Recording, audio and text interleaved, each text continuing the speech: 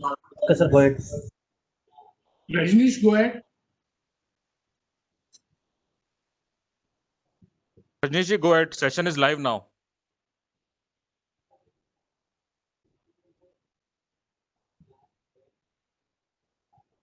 Mr. Rajnish, go ahead. Session is live now.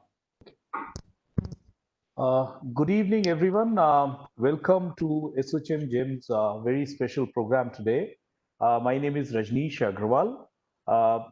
Though I am an engineering consultant by profession, but I am taking the position of the chairman of events, webinars, and expo at SOCHM GEM.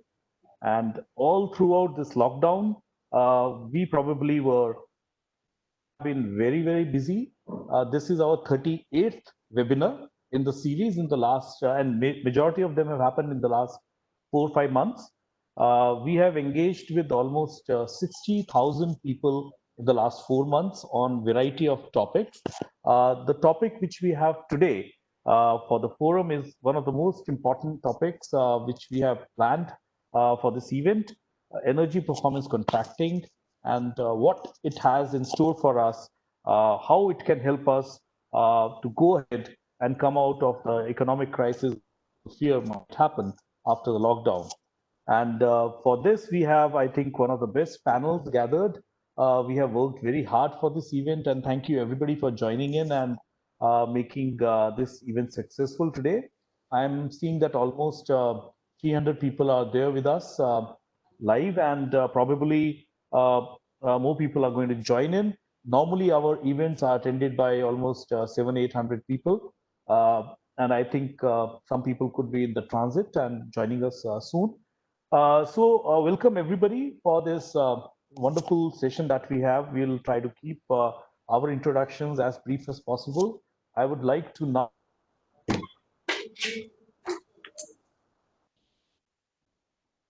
welcome Mr. Dharkar. Mr. Dharkar is one of the well-known consultants of the country, and he is the person behind SOCHM GEM. He's the founding chairman of this body, and Mr. Dharkar has almost 4 decades of work experience behind him. He has been doing 4,000 projects he has done in various uh, segments such as healthcare, pharmaceutical, education, shopping malls, software, biotech parks, etc., etc. Mr. Dharkar has held quite a few interesting positions in associations, including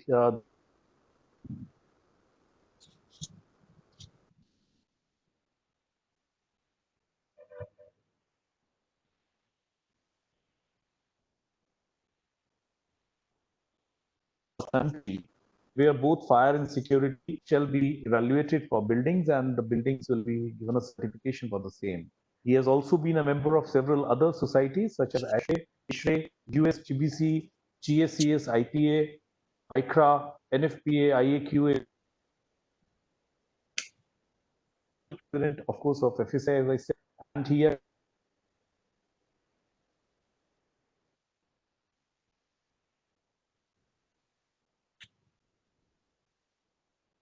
well.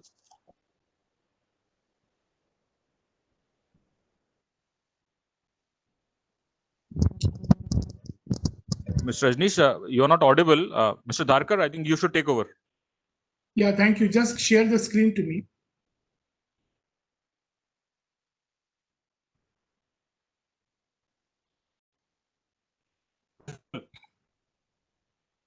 So good evening, everyone.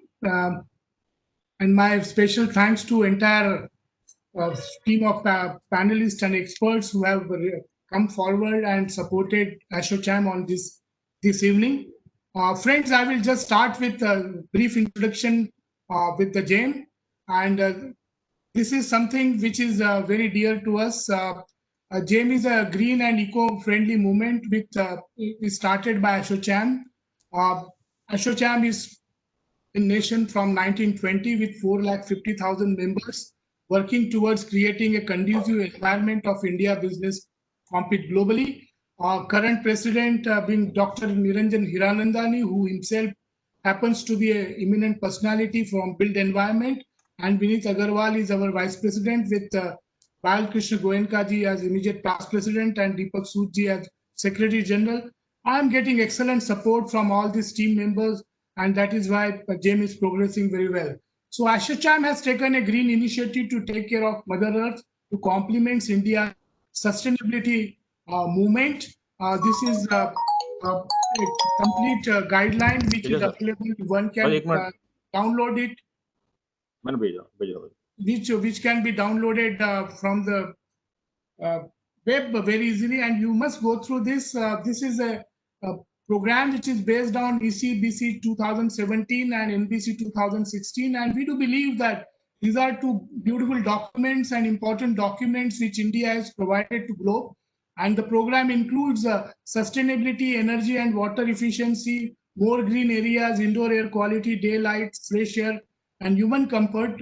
And of course, one very important component which is very unique to our certification program, where we have added to fire and life safety as an important component of our certification process.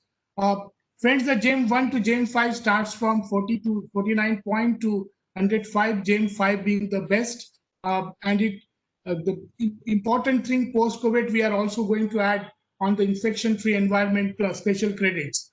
Currently it covers housing, urban development, residential, colleges, universities, factories, and the healthcare and warehousing is two domains which we are going to add. And today we are going to discuss how existing buildings, which may not be certified, but how the energy efficiency can be brought post-COVID to it with ESCO model, and how do we bring them also under the green certification criteria.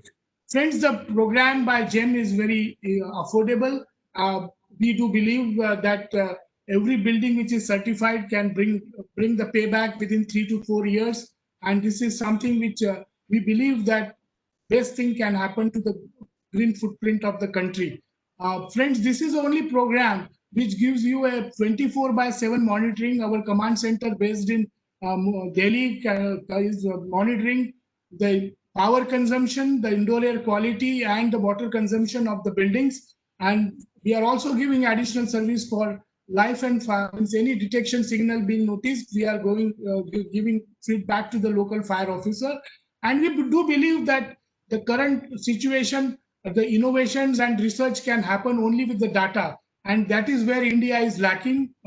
And this is what we want to ensure, that in 20,000 rupees or less, we are able to give this basic information, which will be useful for the future architects, future engineers, and take our buildings to the next level in terms of envelope and energy efficiency. We are currently, and you can witness today, the ISRE president himself with us. We are having a with various ASHRAE chapters, the Indoor Air Quality Association, the Indian Society of Lighting Engineers, and very importantly, the GACS, the secretary of GACS is also present in this panel. The people who are doing the facility management services in the country, more than 4,500. Smart Habitat Foundation, which deals with, which has several eminent architects in here, and Fire and Security Association. So we are moving forward with various societies, and that is what has been our success in this time.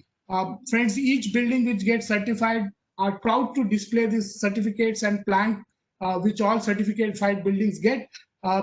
You can see here the pharmaceutical projects from Abbott to a large cement factory as JK to Siemens, and various university with reputed hotels and luxury brands of ITCs and Hilton are currently certified by GEM certification project. In last 1 year, we did several programs across the country, including the launch of our Punjab, Rajasthan, Gujarat chapter. In this digital COVID period, we installed chapters of UP, West Bengal, Karnataka, and several central ministers and even deputy chief ministers of the state supported this cause. Friends, we are now present across the country, and soon on 5th September, we are launching our Maharashtra chapter. We will be going further. We did very important program with ISRE, with GACS, with EMA, with FSAI, where post-lockdown the guidelines were issued. This was the first global guidelines which came up, and we are indeed proud of this. This went to 29 states of the country and 6 union territories. where we have given indication how air conditioning, fire, ELV services, which are very important, how to restart it. And there were several hundreds of large projects which suddenly got stopped, and we have seen some nasty accidents in Vizag and other parts of the country. So this is a very important step which ASSOCHAM take with various other societies. Several programs, as Rajnish said, happened during this lockdown. The list goes enormous, and as he said, close to 60,000 people are registered and more than 30,000 people attended to this program of various interests. Of course, today's program is extremely special, but what we are also doing simultaneously is reaching out to young minds and architectural and engineering colleges. We have a mission of 100. We want to go to reach to 100 universities by end of December. And I'm very glad to put on record that 25 universities, we have already signed the MOUs and doing several programs for them every week. And this is what we feel, that the young minds, if they are tuned to sustainability and energy aspect, they will be the future for our country to bring down the energy. Friends, coming back to today's subject, the energy demand has doubled in India in recent year from 2000 to 2017, and energy efficiency improvement since 2000 prevented only 6% of the additional energy use. However, under the efficient world scenario, the increase could be implemented to just 82% between now and 2040. And the main areas where it can come is from industry and building, followed by transport sector. So we all today, most of us from building segment, have a very important role to play in coming years. The ESCO model, which we will be talking about, is energy services companies are comprises that can deliver projects that can be financed based on energy saving, and this ESCO can offer energy services, design retrofitting, energy audits, energy infrastructure, power generation, can provide guaranteed savings, risk management implementation. Several aspects of ESCO will be discussed today. This is just beginning. Today's program is a kickstart, and today we are focusing on air conditioning because we do believe 40 to 60% energy gets consumed in built environment because of air conditioning. But sooner we are going to come with IBMS industry, with electrical industry, with lighting industry, and such sessions will be conducted over a period of time. And we promise that we will bring best of the leaders. Like today we are blessed with leaders from air conditioning industry. We have Mr. Java, Mr. Bapat, Mr. Chirag Bejal from Carrier, Daikin, and JCI, the top companies of the world and top companies of India. Here we will ensure that on lighting, electrical front also we have the top leaders. Friends, ESCO are typically a small branch of larger engineering firm, and we do believe that this needs to, and you can see the names here which I put, but through this forum we will like to ensure that this get percolated to MSMEs, and they can do a wonderful contribution to this. Friends, the breakdown of ESCO models for India, and you can see here, we are there in the world, but we are still in the infant stage. You can see here that the market grew by 8%. China continues to grow by 11%, but we are nowhere there as in India. The majority of Asian market ESCO activities is within the industry segment, the largest share due to favorable policies and measures of incentives. So this is something area which we want to really discuss today. If you see the breakup of ESCO in public versus private, you can see here 1% public and 99%. We want to understand why this is happening. Friends, there are notable differences in ESCO markets between the countries and regions, and on average, ESCO projects are delivering energy saving of 25% and above, and wherever they can be contract times. Use things to learn.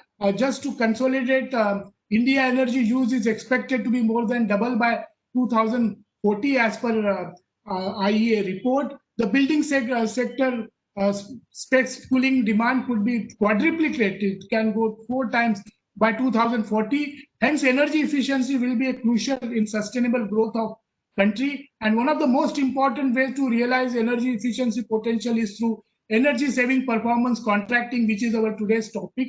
But India's ESCO industry is relatively nascent because of lack of strong policy, level push, and limited awareness.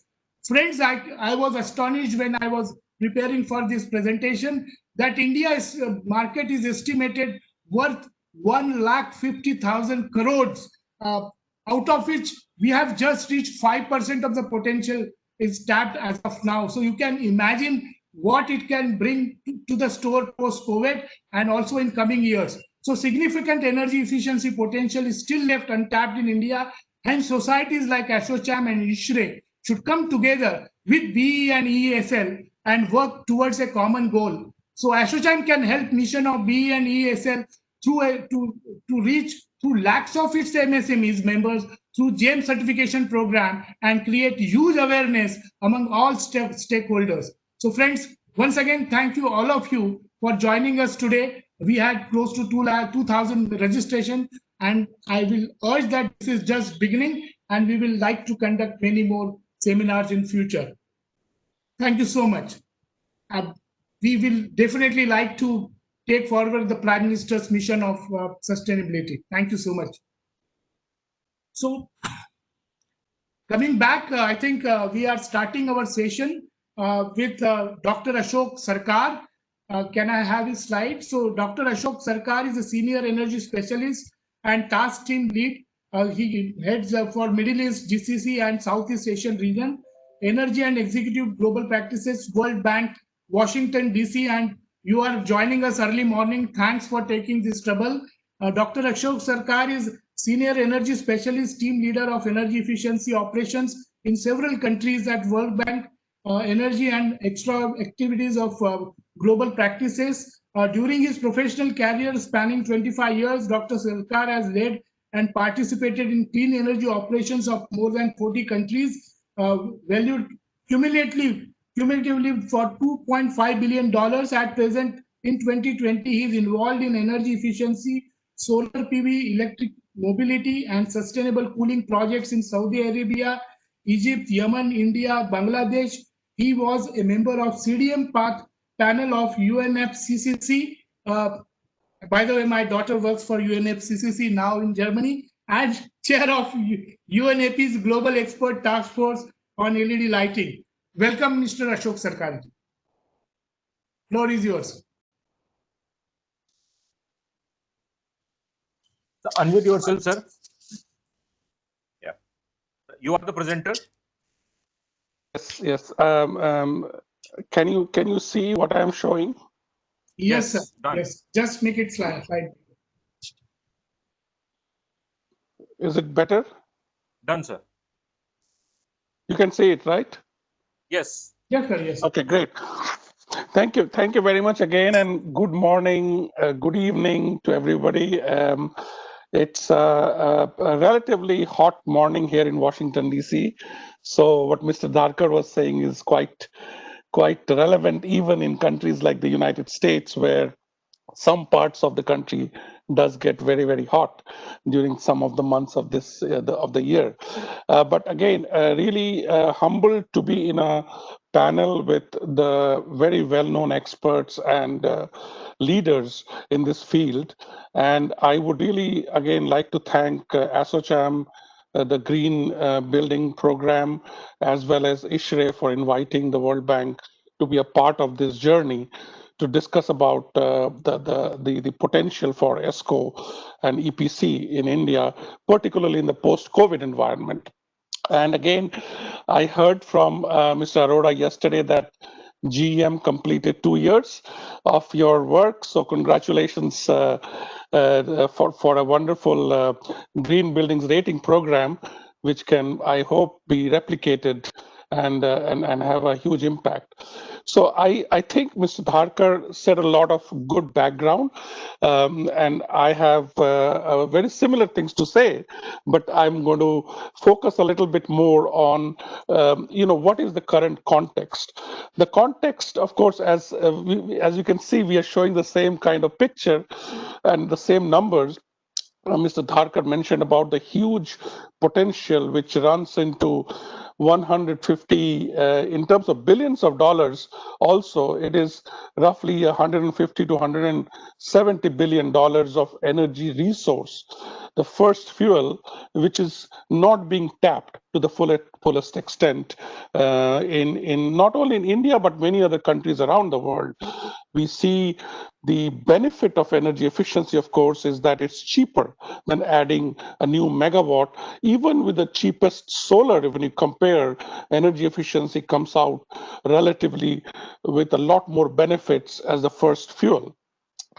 And in the current context of the post-COVID recovery, energy efficiency has even more benefits. The same benefits get multiplied. Now, when you talk about consumer energy bills, we have been seeing reports of from India and other countries about how the residential energy consumption has gone up, and the electricity bills are shooting up because people are spending more time at homes, and they're ending up paying higher amounts for electricity than they used to pay before COVID started. So if you take those micro level situations and ecosystems, even there, energy efficiency can come to the rescue. At a higher, broader level, it of course helps creates jobs and creates competitiveness, which should be which is the part of the economic recovery of MSMEs, particularly in India, where many MSMEs have huge amounts of this potential which remains untapped. And by providing the right policies and the right financing and the right mechanisms, particularly through the ESCO umbrella or the ESCO approaches, you can have these MSMEs save a lot of expenditure on energy, and thereby becoming more competitive and being able to survive through the crisis.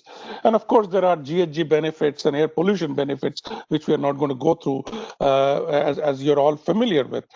But I just pulled out yesterday a report which I was reading from McKinsey, which actually, as a part of our work we are doing for tying the generation of jobs with energy efficiency around the world. We are doing some modeling for certain regions of the world, particularly the Middle East region where I work a lot. And what we find, the McKinsey analysis, which is quite separate analysis, clearly shows that energy efficiency has a much more bigger value proposition when it comes to jobs. And jobs is a very important fact of life after COVID. It was important even before COVID started, but it became more important now.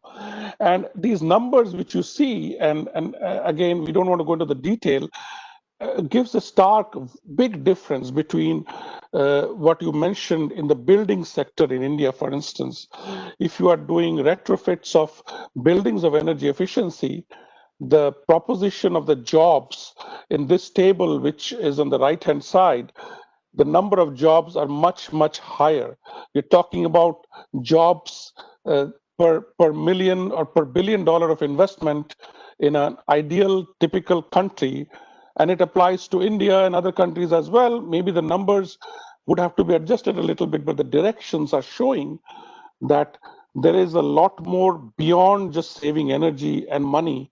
You can really help recover the economy through creating more opportunities for MSMEs, more opportunities for jobs, and I think, of course, helping the environment in the long run, which is, again, remains the objective. So you can really achieve both economic and environmental priorities by this. Now, it is a difficult proposition, though. As all of us know, energy efficiency, when it comes to comparison of supply side options like big power plants, has always faced barriers. There are high transaction costs. The projects are very small. This picture I'm trying to show is that it's not like you do a project like a solar power plant and big investment in millions of dollars and you're done with it. You're really trying to do very small investments, and the difference between the dollar bill and the pennies is to really show that it is not easy when you have smaller investments. How do you aggregate them? How do you bring down the transaction costs? How do you make it standardized so that you don't have to repeat the same documentation, which is to repeat for big projects? And there are solutions, and ESCOs is one of the solutions. I mean, it is not the only solution. What we see from our experience in various countries, which we have been doing work for the past 4 or 5 decades of energy efficiency work. In the last decade, for instance, On an average, we did from 1 billion to 1.5 billion dollars of energy efficiency lending to various countries around the world. Demand side energy efficiency is a part of that lending as well. And what we have found is that you really have to have the building blocks in place, which Mr. Dharkar also mentioned. You have to have the policies and regulations, you have to have the institutions, information and awareness is very important, technical capacity, which of course India doesn't lack at all, is very important, but it is a problem in many other countries, what we have seen. And financing, which is the right-hand side petal, shows is one of the biggest challenges which we are facing. So India, for example, I put a double check mark in the first two petals for obvious reasons. We have the stalwarts present today, EESL, Bureau of Energy Efficiency, Ministry of Power, and I think they'll be speaking later. You will hear from them that the policy and regulatory framework and the institutional framework is very robust in India. But the challenge is really with the financing. And how do you make sure that this financing and technical capacity are going together in tandem? India has a lot of technical capacity. We have a lot of ESCOs, we have a lot of technical consultants, but they don't necessarily have the financial bandwidth to do all the projects. So I think the combination of enhancing technical capacity by providing financial support is where the direction should be in the future. And ESCOs, again, we don't want to go into the details of how the ESCOs work, but there could be a shared savings model or a guaranteed savings model where the end user, which could be a building owner or an industry, taking the loan but bringing in ESCO on as a technical consultant and working through the energy service savings performance contract, or what we call the EPC, what is the title of the seminar, or they are sometimes called the energy service agreements. So whatever you call it, it's the agreement between the ESCO and the end user which really makes the deal work and paid through savings. Similarly, if the ESCO was the borrower from the financial institution, the savings could be even higher. The shared amount could be even higher because ESCO is taking the risks. Now, therefore, the key transaction templates, which is the savings contract or the EPC, and the measurement and verification of savings is an important aspect of this market development. Unless you standardize these contracts or these templates or these mechanisms, it is very difficult to cut down the transaction costs of such projects, because such projects are not big, hundreds of $1 million projects. They're smaller projects. And therefore, we need a lot of standardization. The challenges which ESCOs face, I think we'll hear later on. I don't want to go into the details. But again, Mr. Dharkar showed it. The performance of India has not that been great in ESCO market around the world. I don't want to repeat what Mr. Dharkar said from the graph which he was showing. India's has been after ESCO development for almost 3 decades, since 1990s. But we don't have enough number of ESCO projects to show, which is an irony compared to countries like the United States, which our colleague from NASCO is going to talk about. We have the Chinese market, we have the Japanese market, the Korean market, which are doing far better in terms of ESCO projects and shared savings and guaranteed savings projects compared to India. Now, in India, I'm going to spend the last part of my presentation is showing two interventions which we have been involved with as a World Bank, which provides technical assistance and financial assistance to countries to develop such new ideas and innovative ideas. One of them is what we call the Partial Risk Sharing Facility, PRSF project, which is basically looking into the ESCO ecosystem in India. So what we mentioned, ESCOs cannot access finance, and therefore we need to do something there. ESCOs sometimes do not have, or the banks which lend to ESCOs do not have access to standardized and legal documents. They have to do it every time they do a project. Reliable payment mechanisms. I have many friends in the ESCO industry in India. Many of them often tell me that clients don't even pay them sometimes, even after savings have been achieved. So how can they take a risk of getting into this business where they do the work, but they're not getting paid. So reliable payment mechanism is one of the issues in the ecosystem. And of course, many ESCOs do not necessarily have the best technical capabilities. There are 130 ESCOs, or right now it may be 150 ESCOs registered with the Bureau, but you can see even the Bureau of Energy Efficiency has a gradation for ESCOs, which means not all of them are in the top tier. So they need some capacity building, some technical enhancement, which will make them more amenable to municipalities, to building owners, to commercial clients who would believe in their technical capabilities. So our PRSF project really was designed to meet the barriers which remains in this ecosystem through different interventions which are in these green and blue boxes. And I think the next slide will show what we have done is we have put in $37 million of money from Clean Technology Fund and from GEF into a facility which is managed by SIDBI, and along with help from EESL, of course. They are putting out this fund as a guarantee facility, which means if you go down to the bottom, ESCOs and municipalities and large industries, MSMEs, when they come up with a project and they go to a loan a lender, they can have that loan guaranteed by this facility.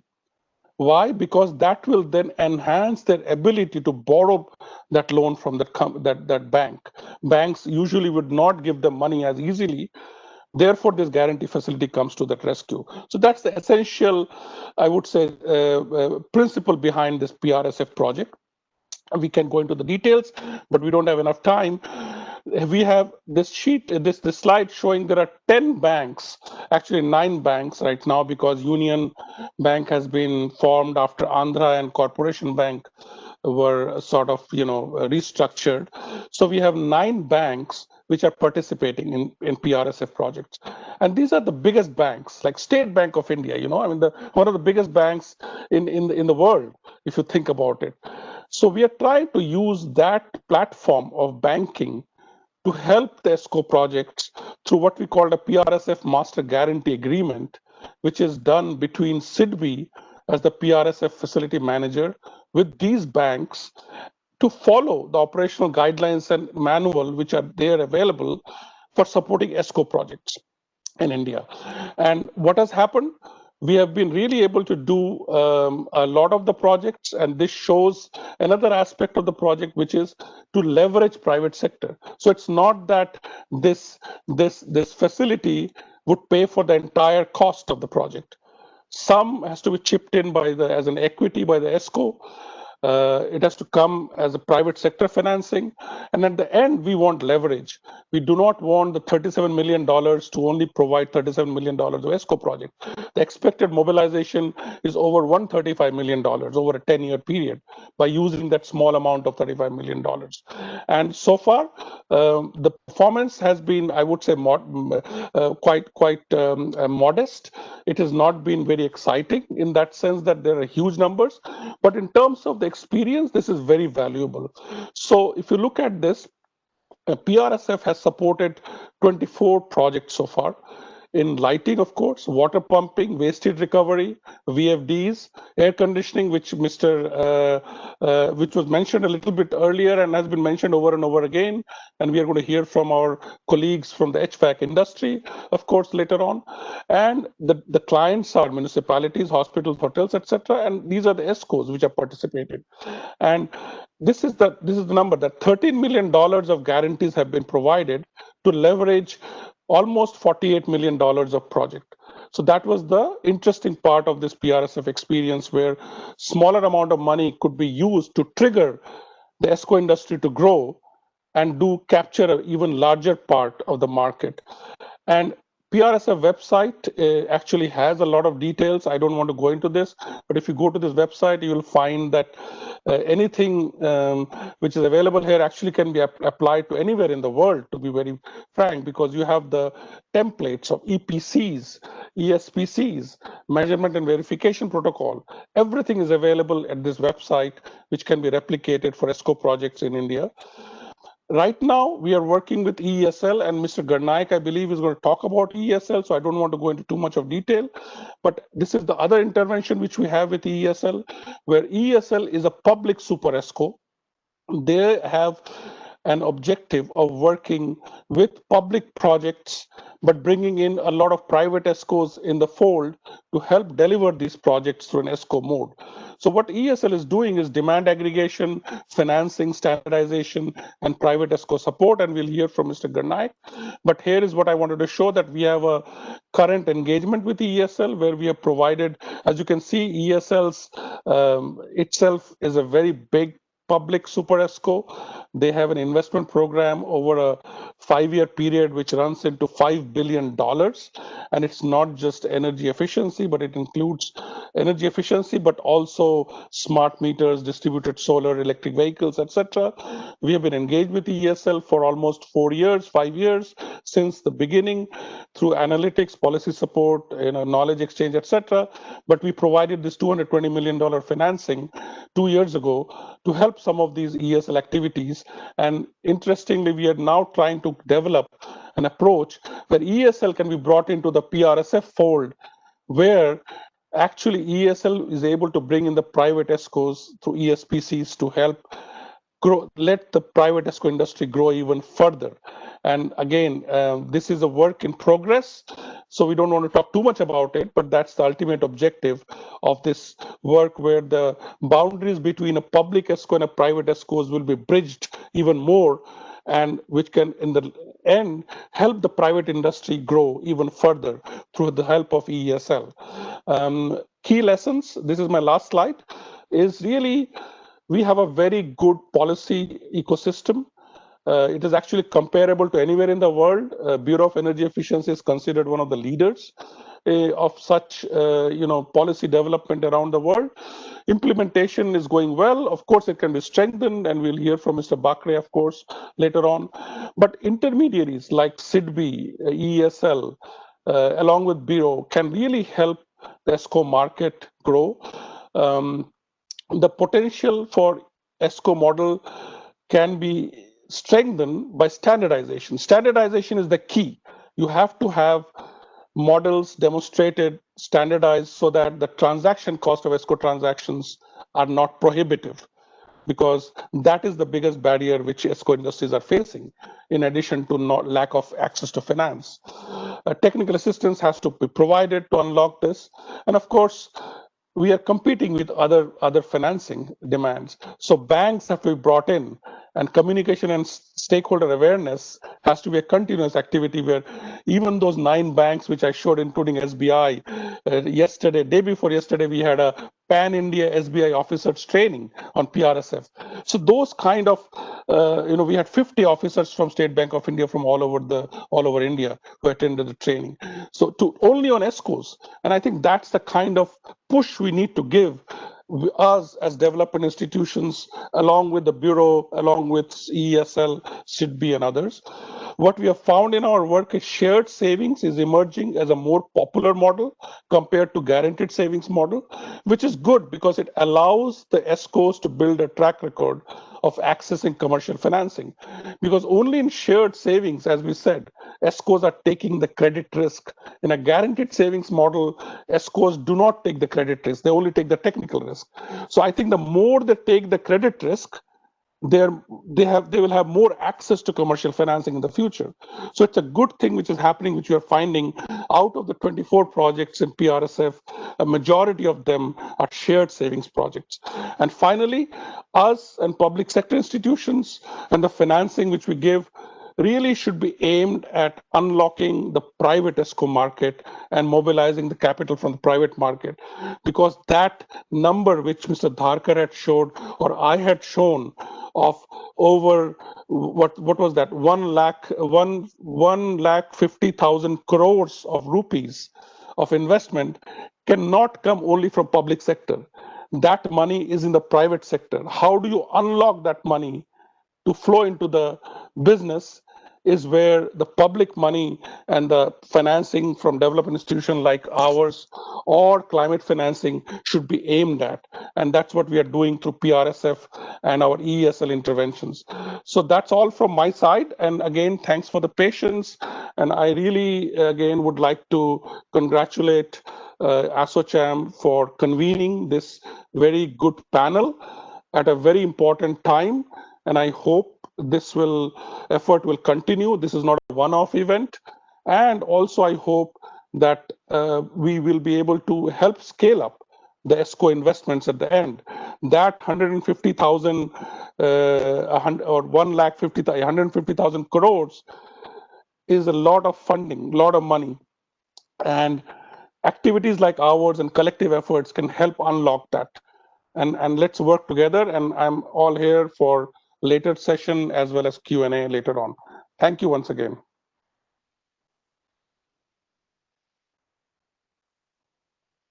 Behind the time, but my request to our next speaker, Chinmoy, to just make it up a bit because Mr. Bakre and Vernaik ji is also here. Welcome to both of you, sir. Thank you very much for supporting this evening. So let me introduce Mr. Chinmoy. He is the Executive Director of National Association of Energy Saving Companies, NESCO. In this role, he manages the representation of member of energy service companies.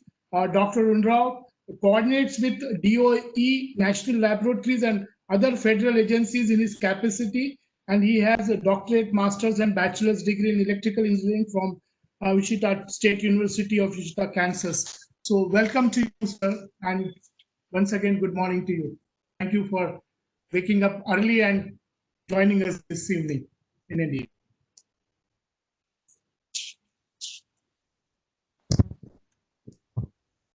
Morning. It's great to be able to present to an international audience without having to endure a long plane ride. But at the same time, seeing everyone in person is also very nice. So I do miss that. And Dr. Sarkar, thanks for a really informative presentation from the World Bank. That was really fascinating to hear. You made a comment how ESCO wasn't the only model that we could use to implement energy efficiency, but as a representative from the National Association of Energy Service Companies, I'm going to say it's the best model. So let's go ahead and start out here since it looks like we are running a little bit short on time today. The National Association of Energy Service Companies, or NAESCO, who we like to call ourselves, we're a nonprofit trade association advocating for energy service company market in the United States. We've been around since 1983, and we have 101 members, about 47 ESCOs and 50 some odd affiliates that work for energy service companies. And we also have the only ESCO accreditation in the United States, which I'll talk about later, a very important part of our process. We do have 32 accredited ESCOs and affiliates today. And in the United States, the ESCO industry runs somewhere between $7 and $8 billion per year. So when we talk about energy service performance contracts, or EPCs, energy performance contracts, it's just good to understand the nomenclature. EPC is what I'm calling them in this particular presentation. Sometimes they're called ESPC, energy savings performance contracts. Sometimes in the United States they're called GESP, guaranteed energy savings performance contracts. And you'll see that different markets in the United States will call them different things. Energy service company is the type of company that does EPCs, and measurement and verification is a key aspect of the process. In the United States, the laws are such that the only way you can do these is if you have special legislation for public buildings to move forward. And those public buildings need to have effectively a trade-off that says if we can go into this financial arrangement, we have to have offsetting savings such that the taxpayer doesn't pay any more or less based on this project because the savings covers the cost. Measurement and verification is a process that assures us that that process occurs. There's an organization called EVO that certifies measurement and verification professionals, and I checked the website this morning. There's over 100 certified EVO measurement and verification professionals in India.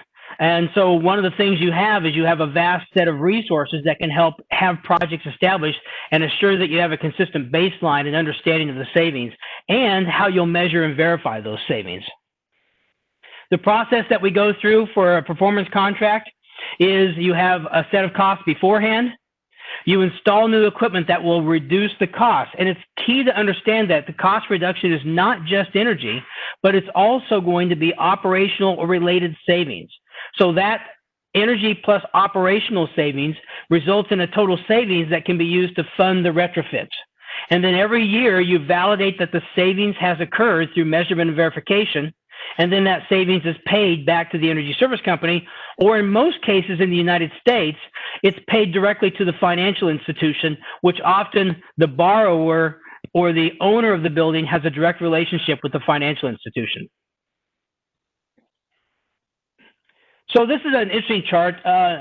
One of our national laboratories, Lawrence Berkeley National Labs, out in California, does research on a regular basis that analyzes the energy service company market in the United States.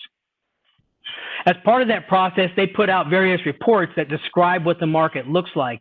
We're in the process at NAESCO of putting together another survey that should probably come out either later this year or early next year that will tell us what the market looks like from a new perspective. But if you look at our market in the United States, there was a chart earlier, I think, that was shown by one of the other presenters that showed in the United States, most of the performance contracting or energy savings performance contracts or EPCs is being done for public buildings. So if you look at the bars and the market segment, federal government is public buildings. Healthcare can be a mix of public and private buildings. K through 12 schools or our kindergarten through 12th grade schools. Private buildings are very small. If you look at that, that's a very small portion on the charts. State and local government are very large, university and colleges. So most of our work is done at public buildings. I show this map and I show the different colors because in the United States, each state is required to have enabling legislation or legislation that has been passed by the authorities that says you can do energy savings performance contracting. What's interesting about this is that probably much like India, in the United States, each state operates independent of other states. So what that means is that the rules that govern how you do performance contracting, the process that's followed, the forms you complete, even the terms you use to describe the stages of a project development cycle are all different in each of the states. We do work to have some consistency. We have a sister association called the Energy Services Coalition, and the Energy Services Coalition has helped to make a set of standardized contracts. Our U.S. Department of Energy also maintains a set of standardized contracts for energy savings performance contracts that could be adopted by anyone. There are a detailed set of documents that allows us to have some sort of a structure that's preset in place for those that are new to the process, which are many of the operators. When you look across the United States, you can see based on the colors of the map that implementation levels is quite different. My home state of Kansas, the purple one right in the middle, is one of the states that's implemented performance contracting very well. And that was because we had a leader in the state government that said this was important. And I want to stress the reason I bring that out is having a leadership person say this is important and get behind it and stress to all those below that it's important to happen makes a big difference. And what do we install in the United States? So energy performance contracts install a whole range of energy conservation measures or ECMs. When we do most of our work, as you can see, controls and lighting dominate the process. And the reason for that is controls and lighting are often large energy component savers. And what that means is those two items will throw off excess savings. What that means is that when you have a measure that has more savings than is needed to pay for it, it helps to cover the cost of other measures. So for example, when you get down lower in the chart, things such as building envelope, those savings often don't have enough savings to cover the cost of implementation, or they come close, and so maybe another measure will help cover that. And so in the United States, we look at a whole project of all the savings to cover all the costs, as opposed to each single item has to have a payback that covers itself. By doing that in the United States, we're able to have larger projects. So in the federal government, our largest, one of the largest users of performance contracting, the federal government's average project size is $25 million US. Whereas when you get down into the smaller governments and the state and local level, you'll see that the size of the projects get a little bit lower. Accreditation is a key process that we have in the United States to help assure that we have a solid set of energy service companies that are really going to do the top level work. When we certify an energy service company, we do a financial review. We have their projects submitted to us. We have a committee that will call people at the project. They'll ask how the energy service company performed, how their savings is performing. Are they happy with the project? Was the equipment installed properly? Is it high quality equipment? And we'll also look at legal history review to understand, is that energy service company involved in legal problems that might come back and cause problems in the future? In the end, what we're looking for is to have an energy service company market that is free from litigation and has confidence that the work being done will be quality and have high performance. And then finally, my last slide is, why are they successful? Number one is you have to have a way to allow them. You have to have mature laws and regulations in each market that allow them to occur. You have to have a structure, some way to manage the process so that you know how you go from A to Z. Perform, so you have some sort of way to measure the performance and know that you can install this work properly. Accreditation, we believe, is one of the keys to that. Verify, as I mentioned before, you have many measurement and verification specialists in India that are trained by EVO. And repeat, you want to make sure that you have a process where once you do one, you can go out and have enough confidence to go into the next one, so you have some building of knowledge over time. In the United States, we have an extensive pool of energy service companies that can do that work. I think I heard mentioned worldwide there was 130 ESCOs across the region. That is a significant ability to do the work. You have to have, one of the abilities that we see that makes successful projects is combining budget money with savings. When you take your budget and you combine it with savings, often the two can synergistically work together to create more savings and more project for the overall building that you're trying to retrofit, resulting in a better performing building with more savings. And then finally, one of the things about energy efficiency and energy service companies that we have to recognize is that energy efficiency actually makes the building better. In the times of the COVID issue and the coronavirus coming in and we're trying to occupy buildings, one of the challenges we see is that the changes to buildings that are needed to make them more appropriate for outside people to come in and use them are all around energy consumption, ventilation, filtration, contact tracing, control systems, temperature tracking, lighting systems that can track people. And we want to know where they're at, what they're doing, and who they came in contact with. And we want to clean the air to make sure that it's safe to breathe. Energy service companies are well adept at doing that type of work. Well, that's all I have today. So I'm going to go ahead and turn this back over to our moderator. Thank you, team. Thank you so much for that input for NASCO. We are going to come back to you with questions later. May I now request Somaiya Prasad Garnaik ji to come forward? Can I have his slide, Amit? So let me introduce sir. He is presently serving as Executive Director and Business Unit Head for EESL, Ministry of Power, Government of India. During his 25 years of professional career, Mr. Garnaik has served in government, bilateral and international organizations at various capacities in the field of energy policy, management, resource conservation. As director in BE during 10 to 13, he managed PAT schemes and standard labeling program of India. At present, he is leading many portfolio in ESL, handling projects worth 1,500 crores, apart from any other responsibilities. He is a certified energy auditor from BE, Government of India, certified from EVO, International Performance Measurement and Performance Protocol Professionals, and certified lead auditor in ISO 18001.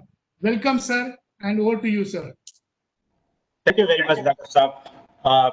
Good evening to all of you from India. It's a pleasure to be here.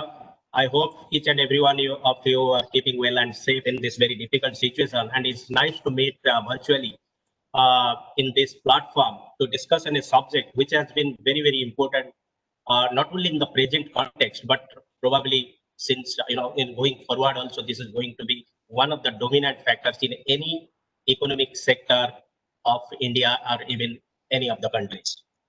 Well, Dr. Sarkar has already highlighted many of the things and the works which have been done and which is going to be predominantly seen by various end users as far as the energy improvements are concerned. I'll be speaking more, in the context of what ESL is doing and how we have really, tried to redefine the ESCO market over the last few years. I think I remember one study which we jointly with World Bank did some time back regarding what is the energy efficiency market in India. And we see that about 15 billion to 20 billion, and that's the market size being estimated in various economic sectors.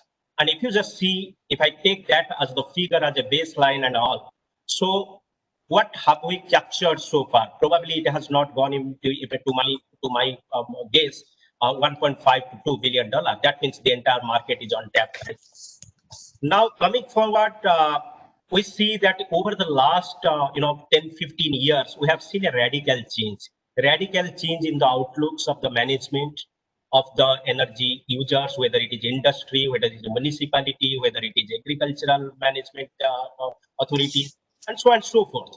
So there has been any big, as we are growing, as you know, we are growing economically, and there is a need of the energy from various angles, whether it is electrical energy or the non-electrical energy sources. And what we have seen, the change from supply side management to the demand side management over the years, because it is cheap. The demand side management, where energy efficiency plays a very, very important role, as you understand it very clearly. It is cheap as compared to demand supply side interventions. At the same time, also it creates a lot of job opportunities in the entire supply chain or entire intervention ecosystem, if you see. So it brings a lot of value additions to the things, and thanks that there have been a lot of interventions and the policy push from Bureau of Energy Efficiency ever since the Energy Conservation Act came into force in 2002. So what we have seen, we have seen a perennial problem in this entire thing. We see a market, large market. We see an institutional mechanism in the form of Bureau of Energy Efficiency or state designated agencies, the test laboratories, Bureau of Indian Standards, who are contributing directly, indirectly to the energy efficiency system. But and there is a need to capture the entire market. So if you just see, it is entirely a green field. Then why are we lagging? The lagging is what I believe is that there are 2 points here. Nobody wants to take a technological risk, even when we talk about energy efficiency. Energy efficiency comes with a new technological interventions. It is energy efficient, so there is a more technological intervention to it, and precisely it will be definitely a costly affair. Any energy end user, as you understand, they may be knowing that, okay, this will save about 20 to 25% of the energy, but it is highly costly. So one way, there are 2 important risks which are coming into picture. One is the technical risk nobody wants to take initially. The second one is the financial risk. Nobody wants to put money on that. So then where we are actually heading, where we are going ahead in this direction. We tried this ever since ESL came into existence, and more of the programs were designed from 2014-15 onwards. We saw that the typical energy performance contracting or the ESCO model will not work in India unless otherwise there are specific addresses to it. Specific addresses means we must have to have a monitoring and verification protocol in place. We must have to have the people or the cadre of professionals who will be doing or adopting those protocols. And there have been instrumentation systems. So all these things also brings a cost to the entire program. So if we be in the absence of all these things, then probably nobody is coming forward to put their money, invest in the projects, and so on and so forth. So that is where it is a struggling factor for a typical ESCO company or a ESCO market. We tried to do it in a different way. We said that forget about the monitoring and verification or the guaranteed saving model, because there is no protocol, neither the investor nor the end user will be agreeing on what is being put on the table. So what we are actually trying to develop here is a deemed saving approach, where both sides agree on the percentage of the energy saving based on the interventions of the or in the solutions. Take the case of the street lighting project, which we are doing or did in more than 1,600 municipalities. It is not a very smooth program, although it has its own challenges in the background. But yes, how it has actually captured the market in a very quicker time is that it saves about 40 to 50% energy saving. Now the point is that who certifies this? This actually comes from the simple what is to what is difference and see that this is the 40 to 50% saving. And what we did in various pilots and established it, documented it properly that this is the saving it is coming forward. Now the point is that who is going to invest in that? So in the deemed saving approach, what we saw, if we defined a typical project period of say 6 years or 7 years and put my money there, and I calculate or estimate it like that, the monetized energy saving would be more than what the investment is. For example, that means if I am putting my 100 rupees as an investment and should be paid back, say for example, 100 rupees in 1 year time, that means the savings should be more than 100 rupees to cater to the repayment. And that is what we saw, and we saw that in an average about 60 to 70% is the money which is actually paid back to ESL, because ESL is the investor here to recover our entire investment. Another 20 to 30% is retained back with the customer or the end user or the municipality. So this became a very win-win proposition. The percentage varies from project to project, case to case, and so on and so forth. But now the point is that ESL is doing this thing. Where are the other ESCO players coming forward, whether they can do this or not? Because we established the business model. Here it is not exactly the energy performance contracting, but the performance contracting. It doesn't mean that ESL municipality does not penalize us if we do not give the proper output or the proper services to them. We call it as a uptime factor. Say 90% of the lights should be on at every point of time. The saving is agreed, 40 to 50% saving would be, and that is on their paper. And they agreed that, okay, the saving will come like this, and they will be paying from that saving. But what about the performance of the lights which are installed there? So that is being catered through a parameter we call that, okay, we will ensure 95% of time at any point of time. Then who is going to measure that? Now the point is that we brought technology there. We connected all the lights to the centralized monitoring system. We call it CCMS system, which actually takes the real-time data of the lights on and off, and these are connected to a dashboard kind of system. So it is a transparent mechanism established, which gives the user a real-time information about the performance of the lights, and that is being linked to our payments. That is number one. Number two, any performance-related issue on the products that I am giving back-to-back to the vendors. So all these ecosystems were developed, the mechanism was developed, and that is operating fine. Ladies and gentlemen, I'll give you one example which we did, then I will not take much time, maybe another couple of minutes. We did one a very simple project in Mahindra and Mahindra, and that project was very, very close to my heart because I was personally involved in that project. It was a 16 crore investment project. We gave it as a package. Package means different solutions. We changed about 1,60,000 number of industrial lights with LED lights. We replaced about 2,400 numbers of air conditioners with, their conventional air conditioners with super efficient air conditioners. The third one was the motors with the IE3 motors, which is energy efficient. And the fourth project was a tri-generation. I'm not touching upon that, but all these three solutions we gave it as a package. And that was the project period was about 1 year. And you can't believe they got the payback period which they get from the energy saving is only 11 months if I take the entire things as a totality. So what it actually gives a message that this kind of interventions can be done with different other industries. Mr. Dhakkar told about the kind of association how they can be a channel partner to the other industrial applications, particularly SME and all. I think that is a great thing. We recently signed a couple of MOUs, one with CII and one with PSD Chamber of Commerce in the last 1 month, just to act as a channel partner to reach out to their member industries where this demand aggregation of this kind of standardized products can be made, and it can be implemented on the business model which ESL is operating. Ladies and gentlemen, we are working in 3 states, which also again, this is a program designed and led by me. This is the utility-based DSM program. We are working in Odisha, we are working in Jharkhand, and we are working in Telangana. The idea here is that here the electricity distribution companies or the DISCOMs, they will act as a channel partner to us to go to different sectors. Here, say for an example, in Jharkhand, we are targeting the industrial sector, and the industrial sector this program will be launched by October, November, I presume.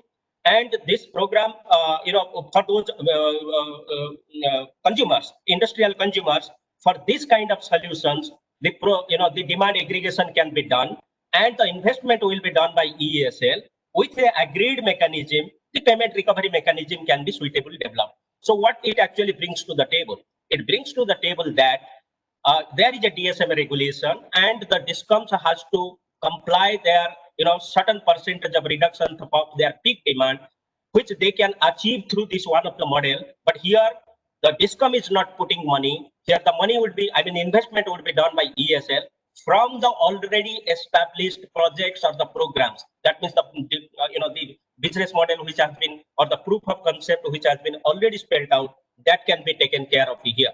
Now the point is that what Dr. Sarkar already highlighted, he spoke about the private ESCOs coming forward and all these things. We're thinking about how to bring them as a special purpose vehicle model. I'm not going to discuss in detail about that, but let me just also complement one word which Mr. Bakre, Director General B, told some time back, that we must create 5 to 6 or 7 number of products. Product means energy efficiency products for the financial institution, for the ESCO. That means precisely he was focusing that there must be a standardized things.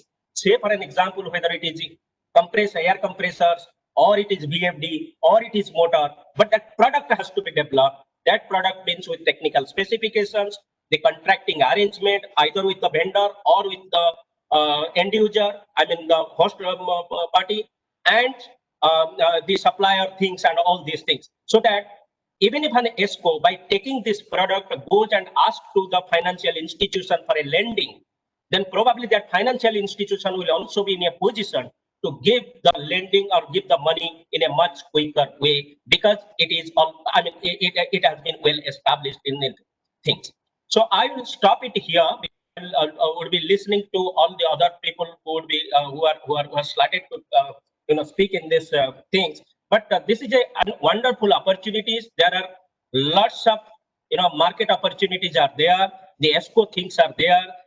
We have learned from our experience. A lot of best practices are in place, and probably if the organizations like Bureau of Energy Efficiency, ESLs, Industry Association, and other think tanks come forward, probably this can be a win-win situation for all of us. Thank you again, and thanks for the opportunity to me. Darkar Sahab, you are on mute. Unmute yourself.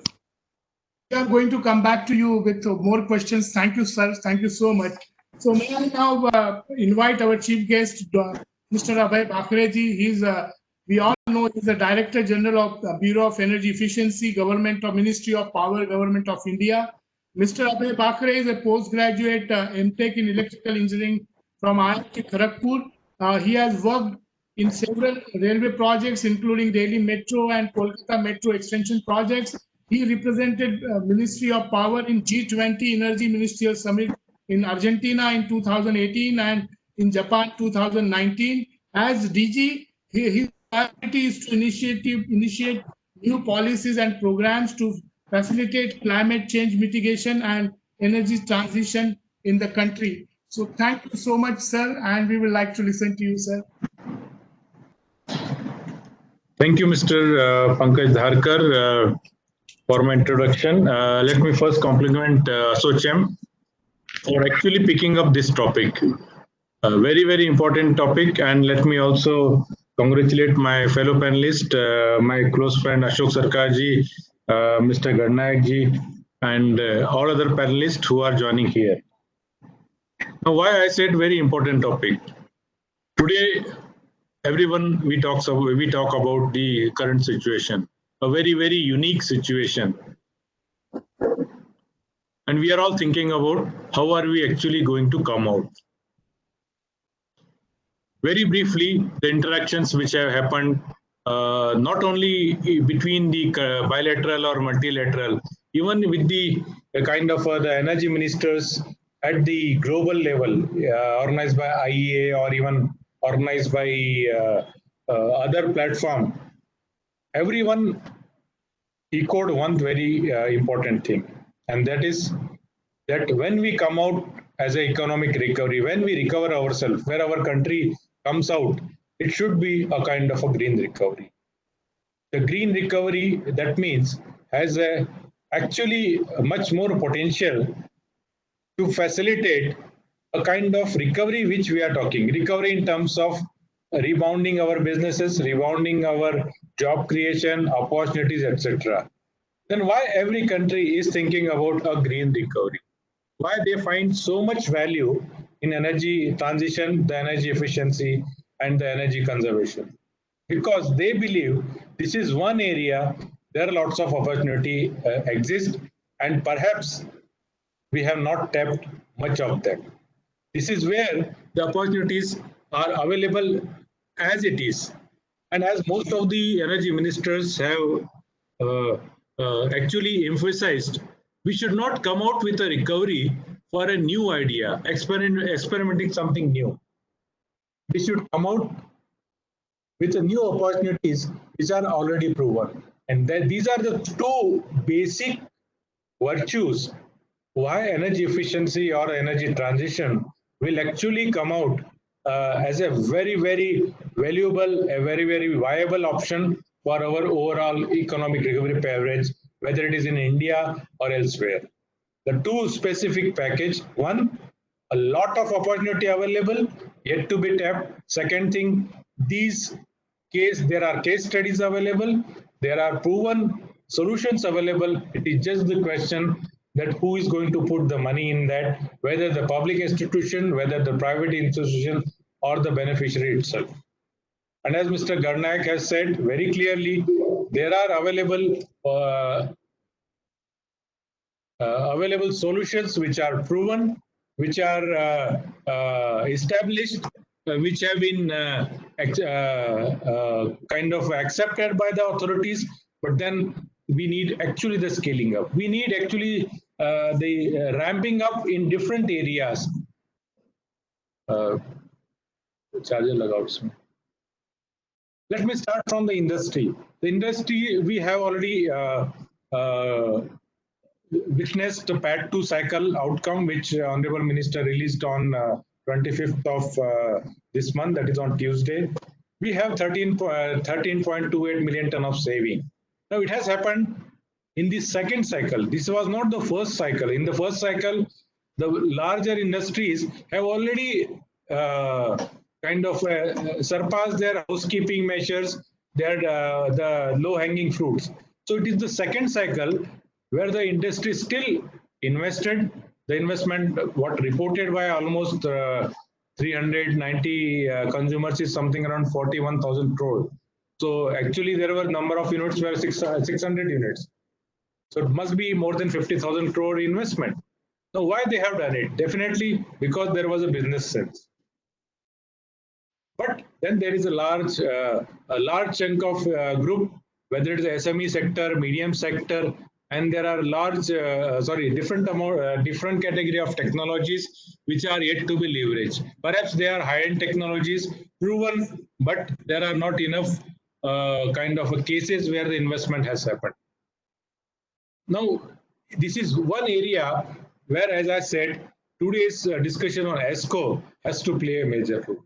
So in short, if I say the ESCOs are actually going to be the main driver for our economic recovery for energy transition, I'm not going to be wrong, because in coming years, if we are going to have more and more energy efficiency solutions, energy efficiency investment projects, and even technology upgradation, they will actually be driven by ESCOs.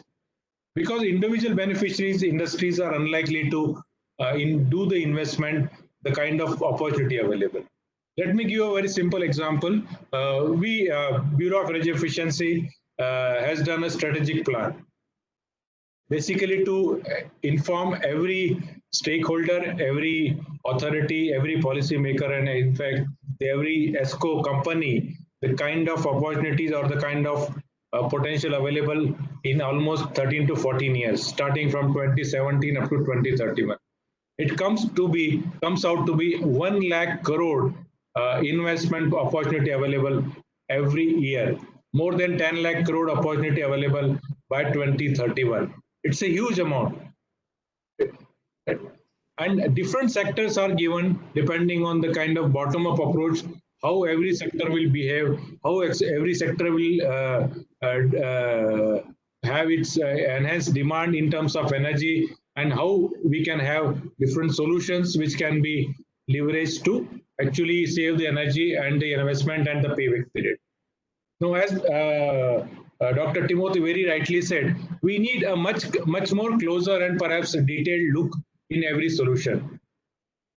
Perhaps this is one area where our policymakers or all of us have not done enough homework, that how these ESCOs are actually going to function at ground level. ESL has given case studies. ESL has demonstrated the projects in most of the sectors. There are many more sectors left over, but really have we really come out with kind of a definitive policies at authority level, at beneficiary level, whether it's a municipality, whether it is a housing board, or even large corporates. We have not come out with a very clear guidelines where we can have ESCOs working very smoothly with very much clarity, how he can put money and how he will get return.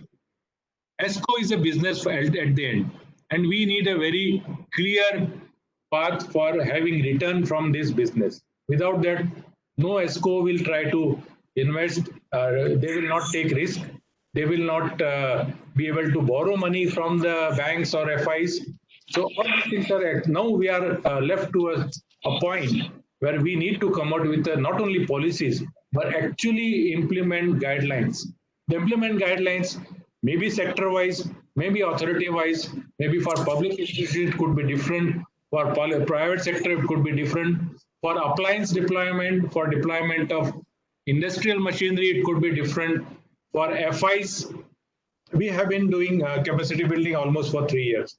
We have trained more than 600 officials, very sincere officials, and they have attended more than 80 programs. Every time we presented them the ESCO benefits, but they could not demonstrate a large number of new projects. The scaling cap is still awaited. So we are at a threshold where we, on one hand, we are very much aspiring for our economic recovery.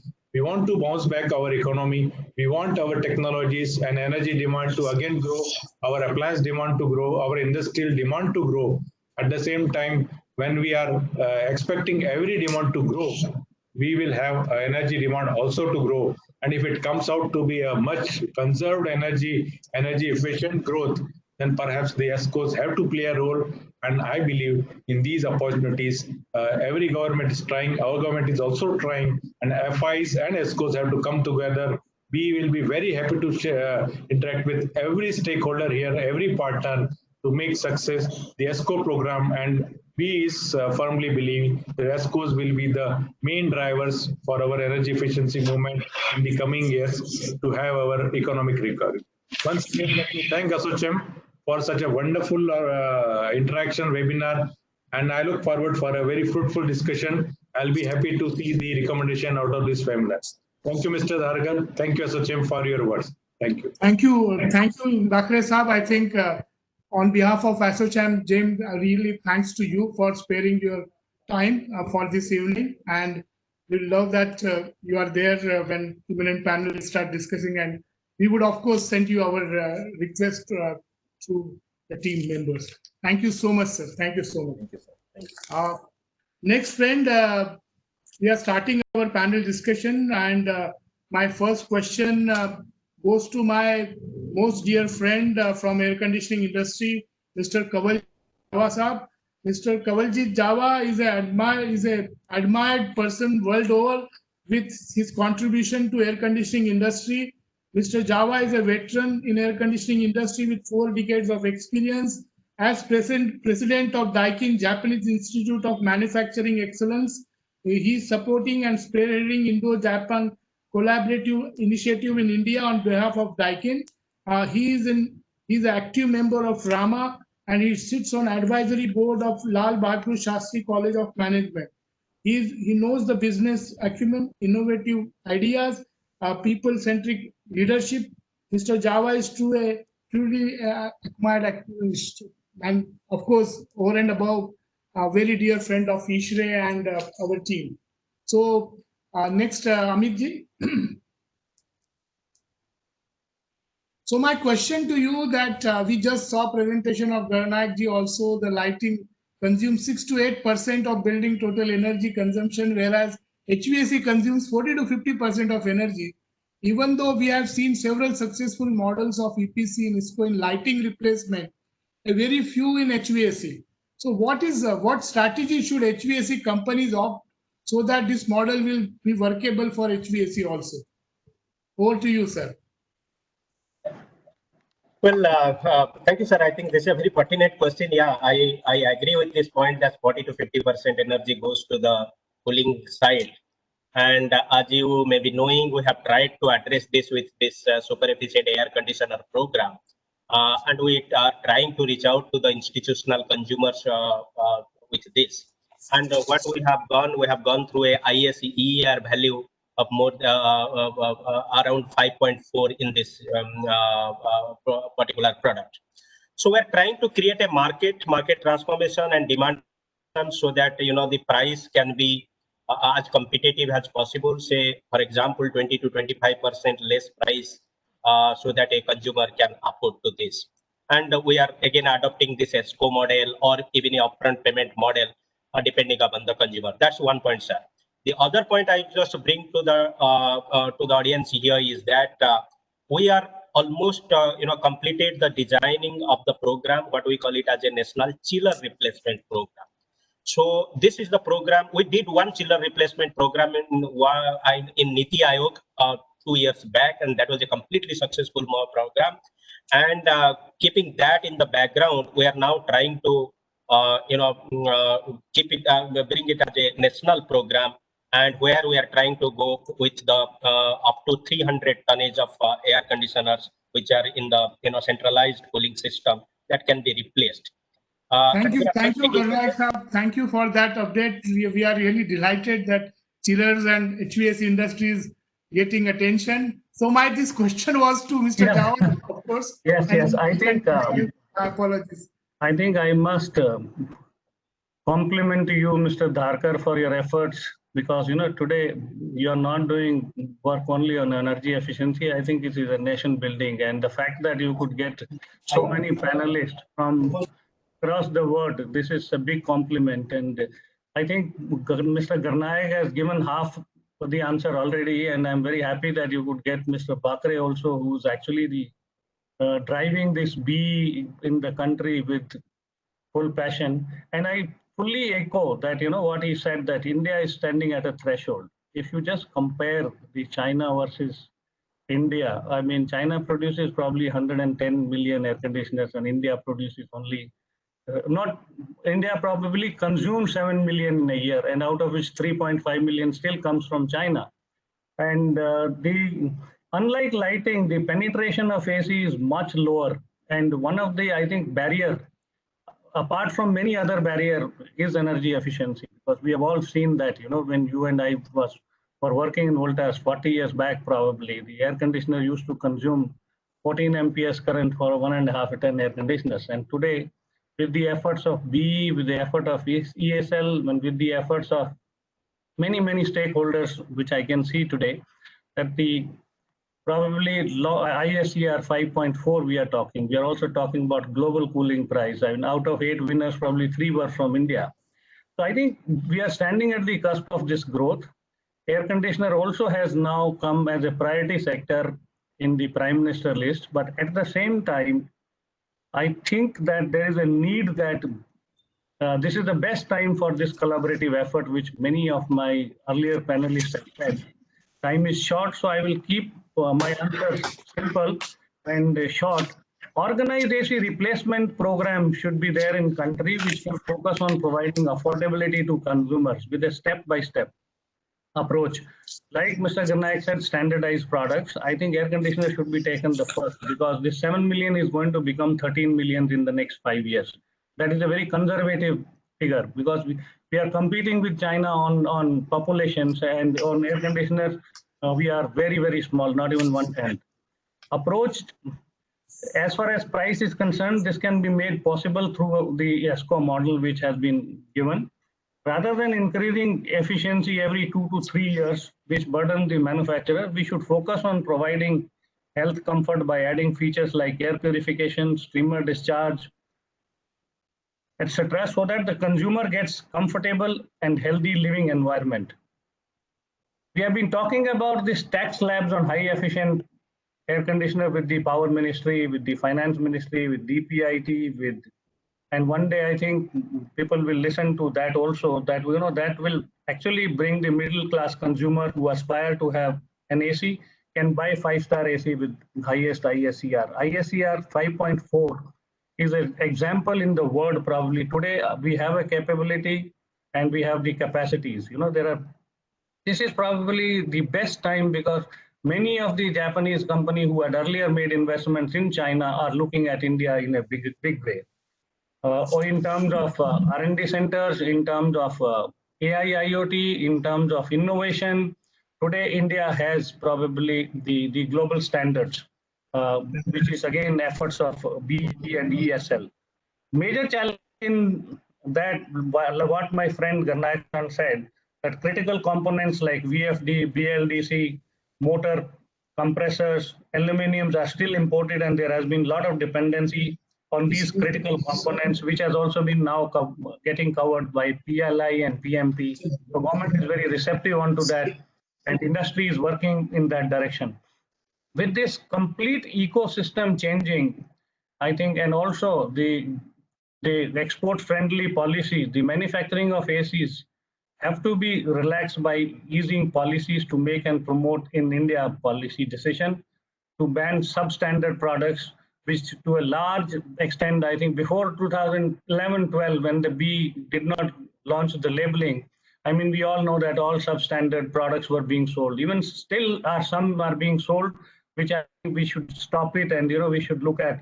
Otherwise, there is going to be a big problem for future. Current situation, maybe BE and ESL can handle, but imagine when the air conditioning market explodes, and that time you cannot sell inefficient chillers and inefficient products.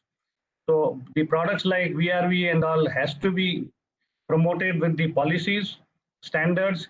India should be considered as a next export hub, especially considering that there is a pushback in China by several countries. Japanese companies are closing their manufacturing plants in China. Apple also planning shutdown. I was just before this meeting with Niti Aayog chief, Mr. Amitabh Kant, and he said during COVID, probably in the world, we have got the highest FDI, $38 billion during this period. So we should seize this opportunity, and the opportunity can only be seized when we all work together. Consultants, experts like you, associations like ASHRAE, associations like SHM, CII, and the government agencies, because without government agencies, nothing can move. We have seen in the past that government does very little and very late, but I think today I am happy to say that this meeting basically now have been happening at a very short intervals.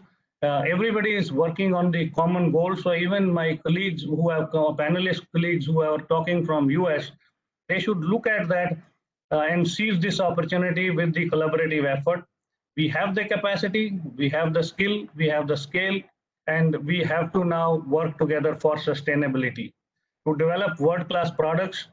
Like I said that, when global cooling price was announced by Virgin Atlantic chief, there were more than 220 entries, 108 countries. And I'm happy to share that 3 out of 8 finalists were from India. So you can imagine that how Indian engineers are capable to produce the world-class products, world-class facilities. And I'm sure that, with these kind of efforts, what SOCHAM has taken, ESCO today, maybe, because other colleagues are going to talk about that, what is the ESCO model, because I don't have a detailed presentation here because I was told the time is short. And but let me tell you, in Japan, in America, in Europe or in China, whatever ESCO model you are having, in next few years, you will see that happening in India also, maybe to start with on the, some standard products, which Mr. Bakre has his vision. With his people, he's trying to get that executed with a lot of perseverance, with a lot of passion. And I want to thank him for the support which he has been giving as a leader from the front. I also want to thank SOCHAM. I also want to thank Mr. Sarkar. I also want to thank all the panelists for joining us in this. So when Mr. Darkar spoke to me about 1 month back, I said, yes, I think time has come where we all should take the lead, and this should be not the first meeting. We are committed and we are confident that this will be a successful model. Thank you. Unmute yourself, Darkar sir.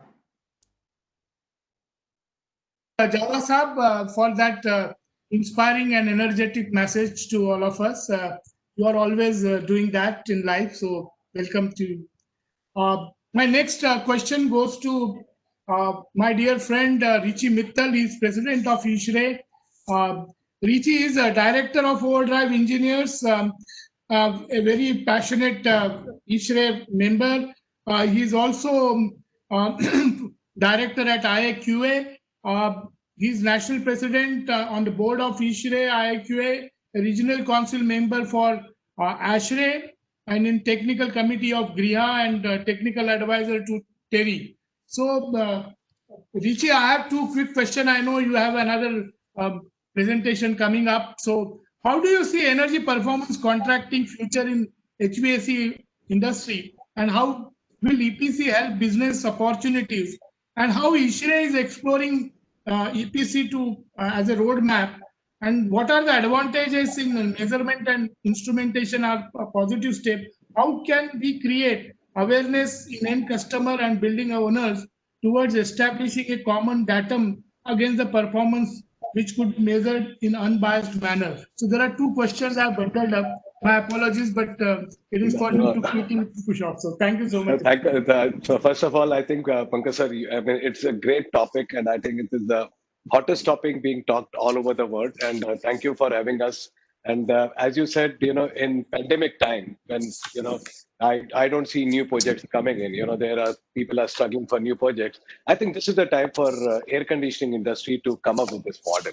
I know there are a lot of companies who are offering this facility of ESCO model for replacing their chillers in the market. There are a lot of private companies which are doing so. And in this pandemic, I think if we can market it better, I see the potential is very large. And the platform that you're giving, I think that's the best thing to do. We have to reach to the market. And I see Mr. Bakre and I know Mr. Gannayak has been on this model, and they're very close to close model also, which will be up in the market. But, a lot of private companies which I see, they are not in a position to, kind of bear the cost of replacing a chiller which is non-efficient, I would say, which has a very low COP value. But companies, they are not aware that there are companies who are offering a chiller with a high COP value on a ESCO model. So I see that as a very large scope, and I'm with you. I think this is a good way to reach to people, to let them know that high efficiency chillers are available, high efficiency systems are available, and that could be incorporated. The most important is measurement and verification, because that is a baseline which has to be set to work on this model. And I know Mr. Ganai will be talking about this model. And as far as ISHRE is concerned, ISHRE is already part and helping technical front with ESL. And we will be definitely looking at this on the issue front on how to involve ourselves to give us more on a measurement and verification on any other technical support that you would like, or as a like, or anybody for that matter would like for us to offer. And that is what I have to say on these 2 points. But going ahead, I think awareness is the most important thing. And without awareness, we don't think we can move anywhere. And Pankaj sir, I would thank again that not everybody, and I'm happy to see Ajay Bhakar sir and Ganayak sir, and also, all the leaders of our industry, Mr. Java, Mr. Chirag, Mr. Papat. So, I'm sure they are also moving in this direction of going into ESCO model on their own. If government policy is there, I'm sure we can do much, much better. And I see a big scope, and all the contractors who are working in our industry, they have an opportunity. They can tap, they are dealer and distributor of this big company. They can talk to the customer instead of replacing a chiller on the new basis. They can go on ESCO model with the support from World Bank also, and ESL. So thank you, sir. I hope I'm able to answer the question that you want. Thank you. Thank you, Richie, and thank you for supporting ASSOCHAM from Ishre Forum. We are looking forward. This is just beginning. Absolutely, as I said, this is the first meeting on this subject, and we will have a good series happening. And we are really delighted as again presence of World Bank leaders and also NASCOM and Ajay Bakre Saab and ESL. So I think our joint cooperation will show the direction in future. Thank you, Richie. My next speaker and very dear friend, Chirag Baijal. Chirag is a managing director of commercial HVAC in India region for Carrier in India, and his role at Carrier Corporation. Chirag is responsible for managing and growing business with brands like Carrier and Toshiba Air Conditioning for India region, including Sri Lanka, Bangladesh, and Nepal. So Chirag has been involved in public advocacy for regulations and standards in the field of energy efficiency with BE and standard with BIS and MOEF.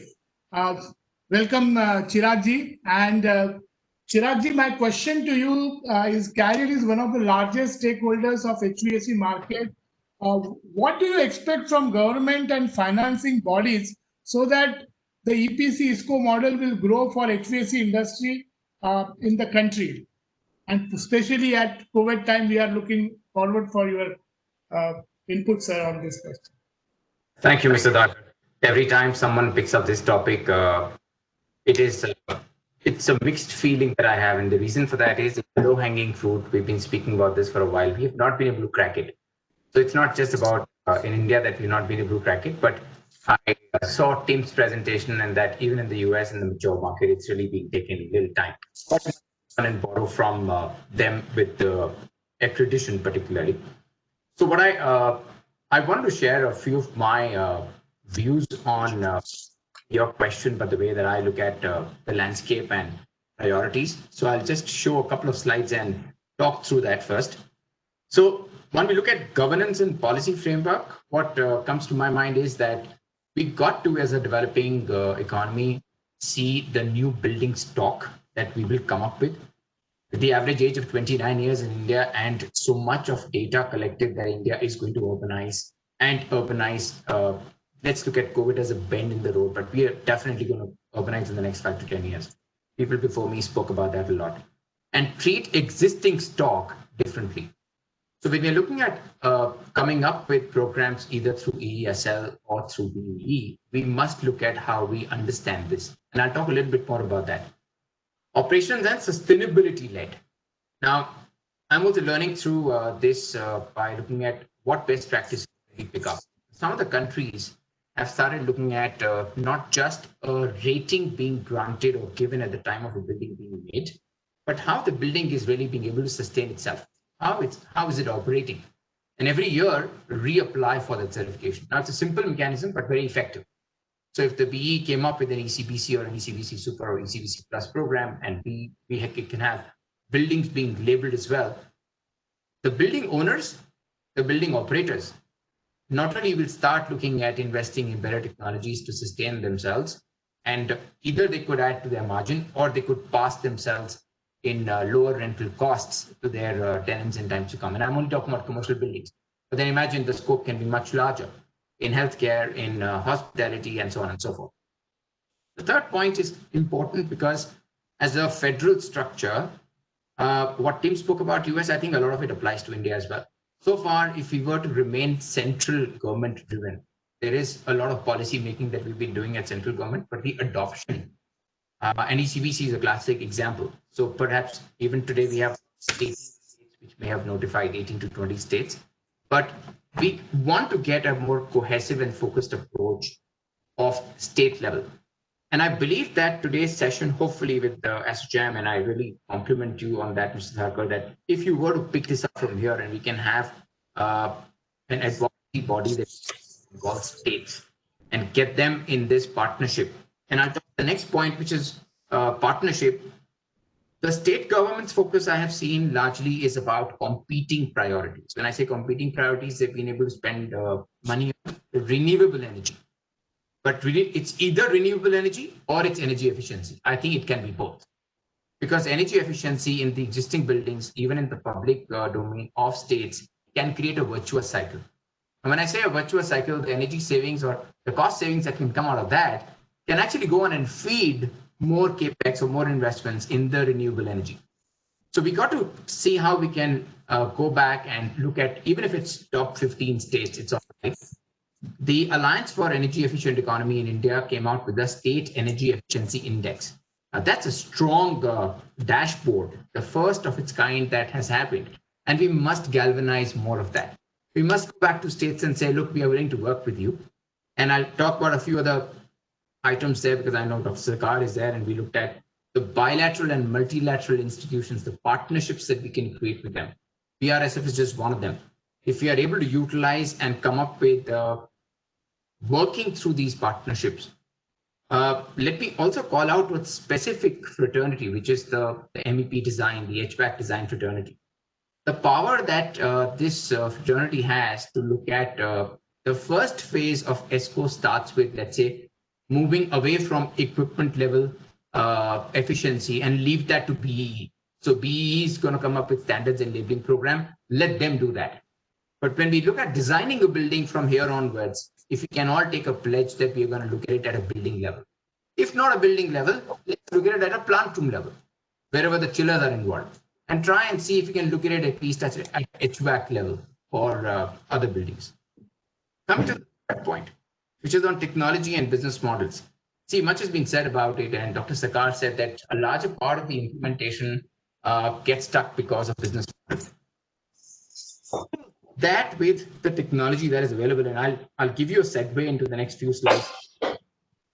The technology is not just about changing one chiller to another. It's not just about slapping a VFD onto a chiller, while it's a good start, and I appreciate Dr. Garnaik also talking about it. A lot of HVAC has moved not from a mechanical equipment, but also to controls to data and artificial intelligence. And I'll give you an example of what we are doing within our organization and the impact that we've created. Looking at capital and what kind of finance models, a gain share model, who's going to put the capex in, where the funding is going to come from. So you can understand that as HVAC companies, we can possibly come up with research that we are putting behind technology and how technology is going to come and help. But we may not be able to finance the technology because our research money has to go towards our own development of product and services. And the last on this slide is the role of contract. Many a times in the last 1 hour, I heard people talk about it, that measurement and verification. A couple of my fellow speakers spoke about this, that in India, we've seen customers who've taken contract, taken the services, taken the cost savings, but haven't paid their clients. Now, look at the way that it's a knowledge economy that we have today. Now, if we are able to propagate a knowledge economy, I'll give you an example on this slide. So if you look at the work that we have done, we have a specific business, which we call it OneTech. This business only does energy audits first, looks at where in the existing building stock we have the potential, looks at going to those customers who are open to accept that their buildings could have cost savings coming out of technology interventions. Now, these are more knowledge based rather than capital based. So we're not looking at changing chiller, we're not looking at changing cooling towers or pumps necessarily. We're looking at a lot of controls, a lot of algorithms. Now, one of the case studies, if you look at the bottom of the slide, is Taj Hotel in Delhi. In the last 5 years, we have saved them about 7 crores roughly. Now imagine the amount of money that is lying in one hotel, and forget about COVID as a current time right now, but there is so much that we can do together. And this actually got a National Energy Conservation Award also from the Bureau of Energy Efficiency. If you move to the next slide, please. Let me give you a glimpse of a new dawn. And I call it a new dawn because Cortex is our data analytics artificial intelligence platform. And we are connecting hundreds and thousands across the world. What have we been able to do so far? So far, we are managing, imagine 39 crore square feet under management across the world. It's not just in India, across the world. In India, we have multiple sites across air conditioning, refrigeration, mapped through sensors. The important piece is we've saved 3,000 crores worth of money across the world by data analytics. Now, why is it that people are not able to really understand this? Let me just try and see if I can thread it together towards the last slide. Can we move to the last slide, please? The financing model on this essentially is about what is the current year one energy spend is something which people are not able to baseline properly. And there is no central repository of energy data. Even if we are able to pick up a central repository or at least have a transparent digital energy consumed data, that's a solid baseline to work with. The second aspect comes the capital. The capital on this, frankly, is not very intensive, but the capital could be spent partly by, we can have tie-ups and partnerships like I mentioned earlier. This is where the role comes in of government, some of the government bodies, multilateral, bilateral agencies. We are able to get the capital to fund the technology, and within a 3 to 5 year, depending upon how intensive the use is, we can get the gains back. And this is proven because we have hundreds of clients now working on this technology. So I would say that I hope that this is the, what excites me is that this for our economy is at a juncture where it can really help us. We are, because of COVID, given an opportunity. We can turn this now. We can turn it for the new buildings that will come up. We can turn it for the current stock of buildings that we have. And I really hope that we take this forward post today as well. So I'll take a pause now and over to you, Mr. Dhaka, but thank you very much. Thank you, Chirag, for that insight. And I'm really glad to see how the data of your chillers and equipments are getting managed. Indeed, it is a delight to see. I think we will require a long session with you in future. My apologies for this time constraint. Well, my next speaker and next panelist is again a dear friend of mine, Mr. Shrikant Bapat, who is the Country General Manager and Managing Director of Johnson Controls India Limited. Shrikant brings over 26 years of industry experience on his role. Since 2007, Shrikant has been actively involved with green programs where he has championed green initiatives in building technologies and solution space. He has worked alongside the Bureau of Energy Efficiency to promote the star labeling program for air conditioners in India. So my question to you, Shrikant, is India is yet to achieve the pace in energy performance contracting and ESCO model. So as JCI, being the global leader in ESCO business, what challenges and opportunities do you see for EPC and ESCO in India? Over to you, sir.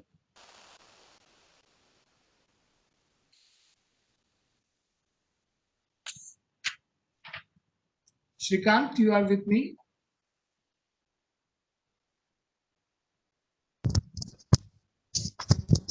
Mr. Bapat, are you there? I can see him, but... Yeah, I just joined back. Sorry for that. Started video for some reason. Sir, My question to you is, India is yet to achieve the pace in energy performance contracting and ESCO model. So as JCI, a global leader in ESCO business, what challenges and opportunities do you see for EPC and ESCO in India, sir? Yeah, so I have a small presentation. Would I be allowed to do that? It's just about 6 slides. Do we have the time? Yes. Yeah, can be Yes. quick. Yeah.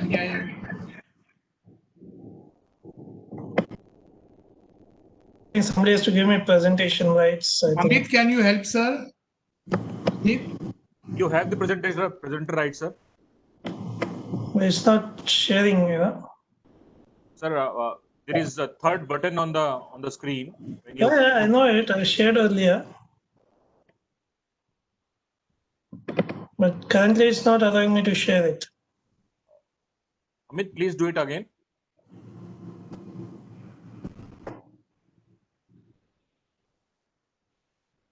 You are the presenter again, sir.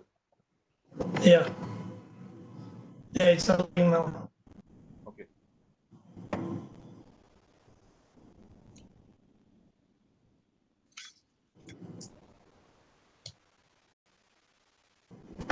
Yeah, can you see it? Done, Yes, sir. Yes, sir. Very clear. Okay, so let me give you a quick one. I will try and be as brief as I can because I know the time we are really short on. Yeah, like what happened is, US and how this model works. Yeah, where we have been very strong in terms of driving this whole, model of performance contracting. So if you look at it, basically with facility audits, I think Chirag also talked about it, and it's a low risk funding because basically the cash flow which is generated out of the reduced cost is what funds the new equipment, and it all is about performance assurance. And then there is this baseline issue which everybody talked about, where at certain point you have to establish the baseline, and then there are adjustments to the baseline depending upon your manufacturing volume goes up or your number of occupants goes up, things like that. And there should be a method of really adjusting to that when this model is being worked out. And these are some standards which get kind of developed in the industry, which has happened in some of the developed in the countries like US, and we need to develop that in India. I'll come to that in the slide, but it basically helps to get into a self-financing where you save money, and out of the savings you're paying for whatever new solution which you're adopting. Ways of looking at this: one is an easy implementation, which is a retrofit, which is just changing into a higher efficiency equipment. The second would be really creating the brick structure to be a revenue producing asset, and there might be many ways to do it. In US, there are different energy costs at different points in time of the day. So you could create a storage solution by which you absorb the energy from the grid at the time it is cheapest and then use it further. And there can be different solutions for that.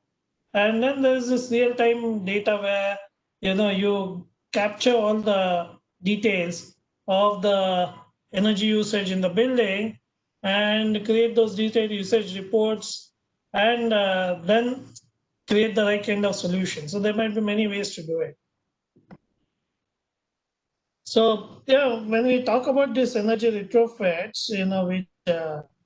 Rakar asked just now, it can be, one is to reduce cost, second is to improve sustainability, and third is to increase efficiency.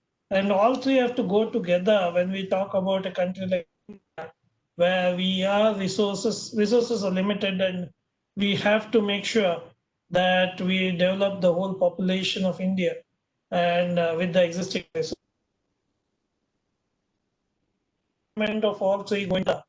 And India is in a unique position where currently the development is happening. So we can learn from all the experiences of the worldwide developed countries and really do the best. so that we have a better efficient structure. And Mr. Sarkar talked about some of these projects which are like 30 million dollars. And it's a Stanford University project where we have done the solutioning. And this solution actually does three things. One is it helps them save money. It helps them, create a situation which is helpful to all the users. And it can work on many things. It's not just the electricity, but it can work on, natural gas. You can work on the water. So water so that the water pumping is there. So all those kind of points can be looked at, and we can create the right kind of solution. And that's why our solutions have been very popular in US. And through that solution, again, we come to the same situation that you can actually fund the whole investment from the savings that you do. So it becomes neutral in terms of actually investing. The challenges, the question which was there is really to create the awareness. And we had a lot of earlier presentations where there was discussions about how the awareness is getting generated about these kind of projects. But that awareness has to be with the banking employees, the banking fraternity, the facility managers, the lawyers, the public authorities, and the whole EPC contracting as an experience has to be well, because many customers and some of the EPC companies have not had a very good experience of very early implementations, and that's something which is a institutional hurdle which has to be crossed, because our legal systems talk about equipment and their performance to the parameters which are there. But when we talk about a solution and an EPC kind of contract, we need a separate type of ecosystem for that. And then measurement and verification, I think many people talk something which is fundamental, and we have to have a very good, strong methodology for doing that. So the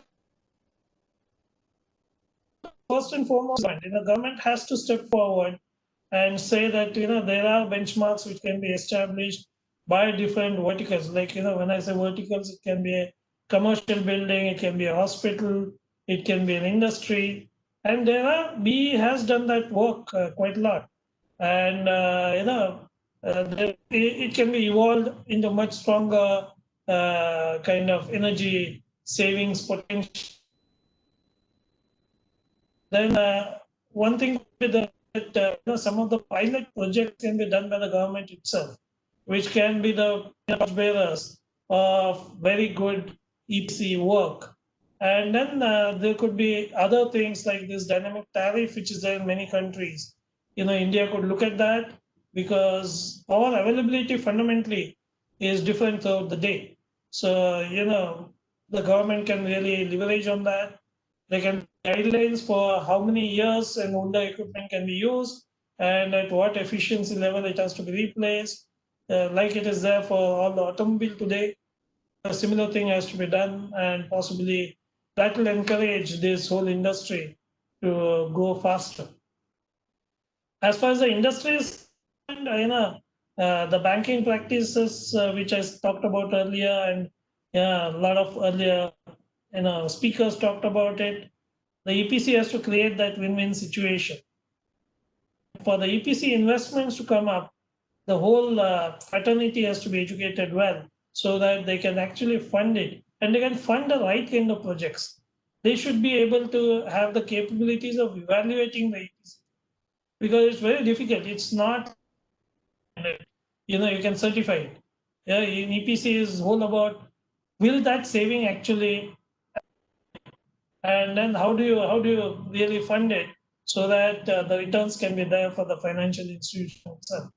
Industry associations, I'm thankful to ASSOCHAM and also you, Mr. Pankaj Dar, for creating this kind of, I would say, event where we can talk about it, the whole industry can be made aware of it, and of course the facility finally they are the ones who will benefit out of it, by getting a better efficient structure and getting into the EPC contract, because they don't have to spend the money, they don't have to invest, but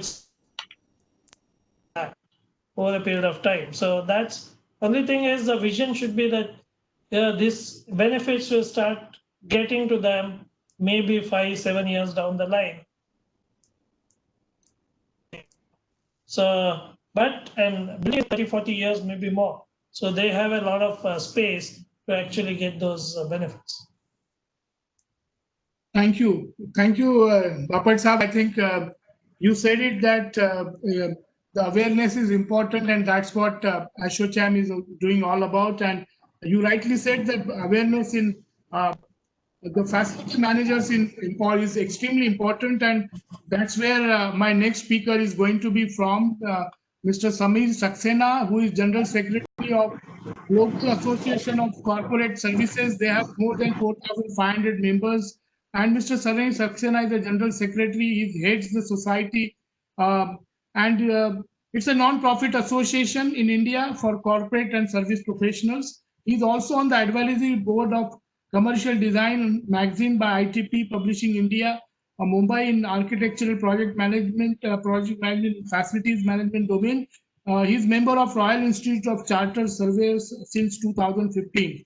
So my question to you, I will wrap up two questions quickly because of paucity of time. As expert on facility management, how do you foresee integration of energy management with facility management?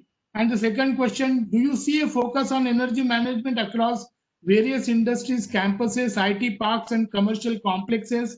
If yes, how keen are these large organizations on spending capital to make effort worthwhile? And that is where I think I need to connect Mr. Bapat's last paragraph with you, Mr. Saxena. Over to you. Thank you, sir. And it is a lot of it is pleasing to the ears, to be very honest. So I'll quickly answer these two questions and some of the important points that Mr. Bajal and Mr. Bapat had raised. I'll perhaps in few minutes I would respond to that also, and which is a very so thank you for this initiative. So yes, I think energy management, energy spend is apparently one of the highest spends that we manage across the various budgets that we may manage. So IFM, in terms of facilities management, our focus is always on cost optimization, and that's why energy management and the facilities management, they go hand in hand.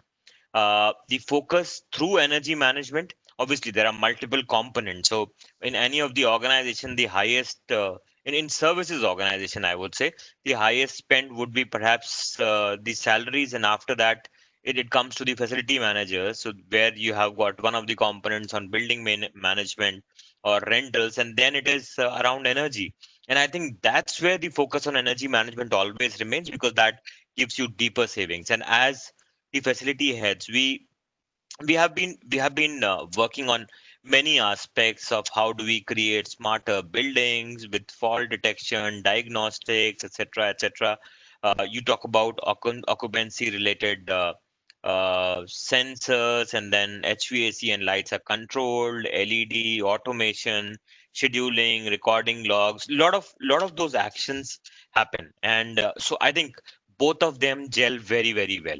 Now, in answer to the second question is yes, I think we have got a huge focus when you talk of the large IT campuses or manufacturing units. I think the focus is huge in terms of the energy management. Mm, Organizations focus on energy management, plus they also create climate goals for themselves, and we are globally somewhere or the other responsible to be a part of the declarations which are made.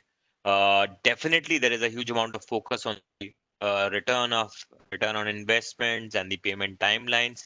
A lot of focus happening across the globe on renewable energy, solar, etc., etc. And in today's context, if I talk of developers in India, I think which includes IT parks, commercial complex, etc., etc. The the entire path that they take, I think it is it is to give efficient building to the tenants.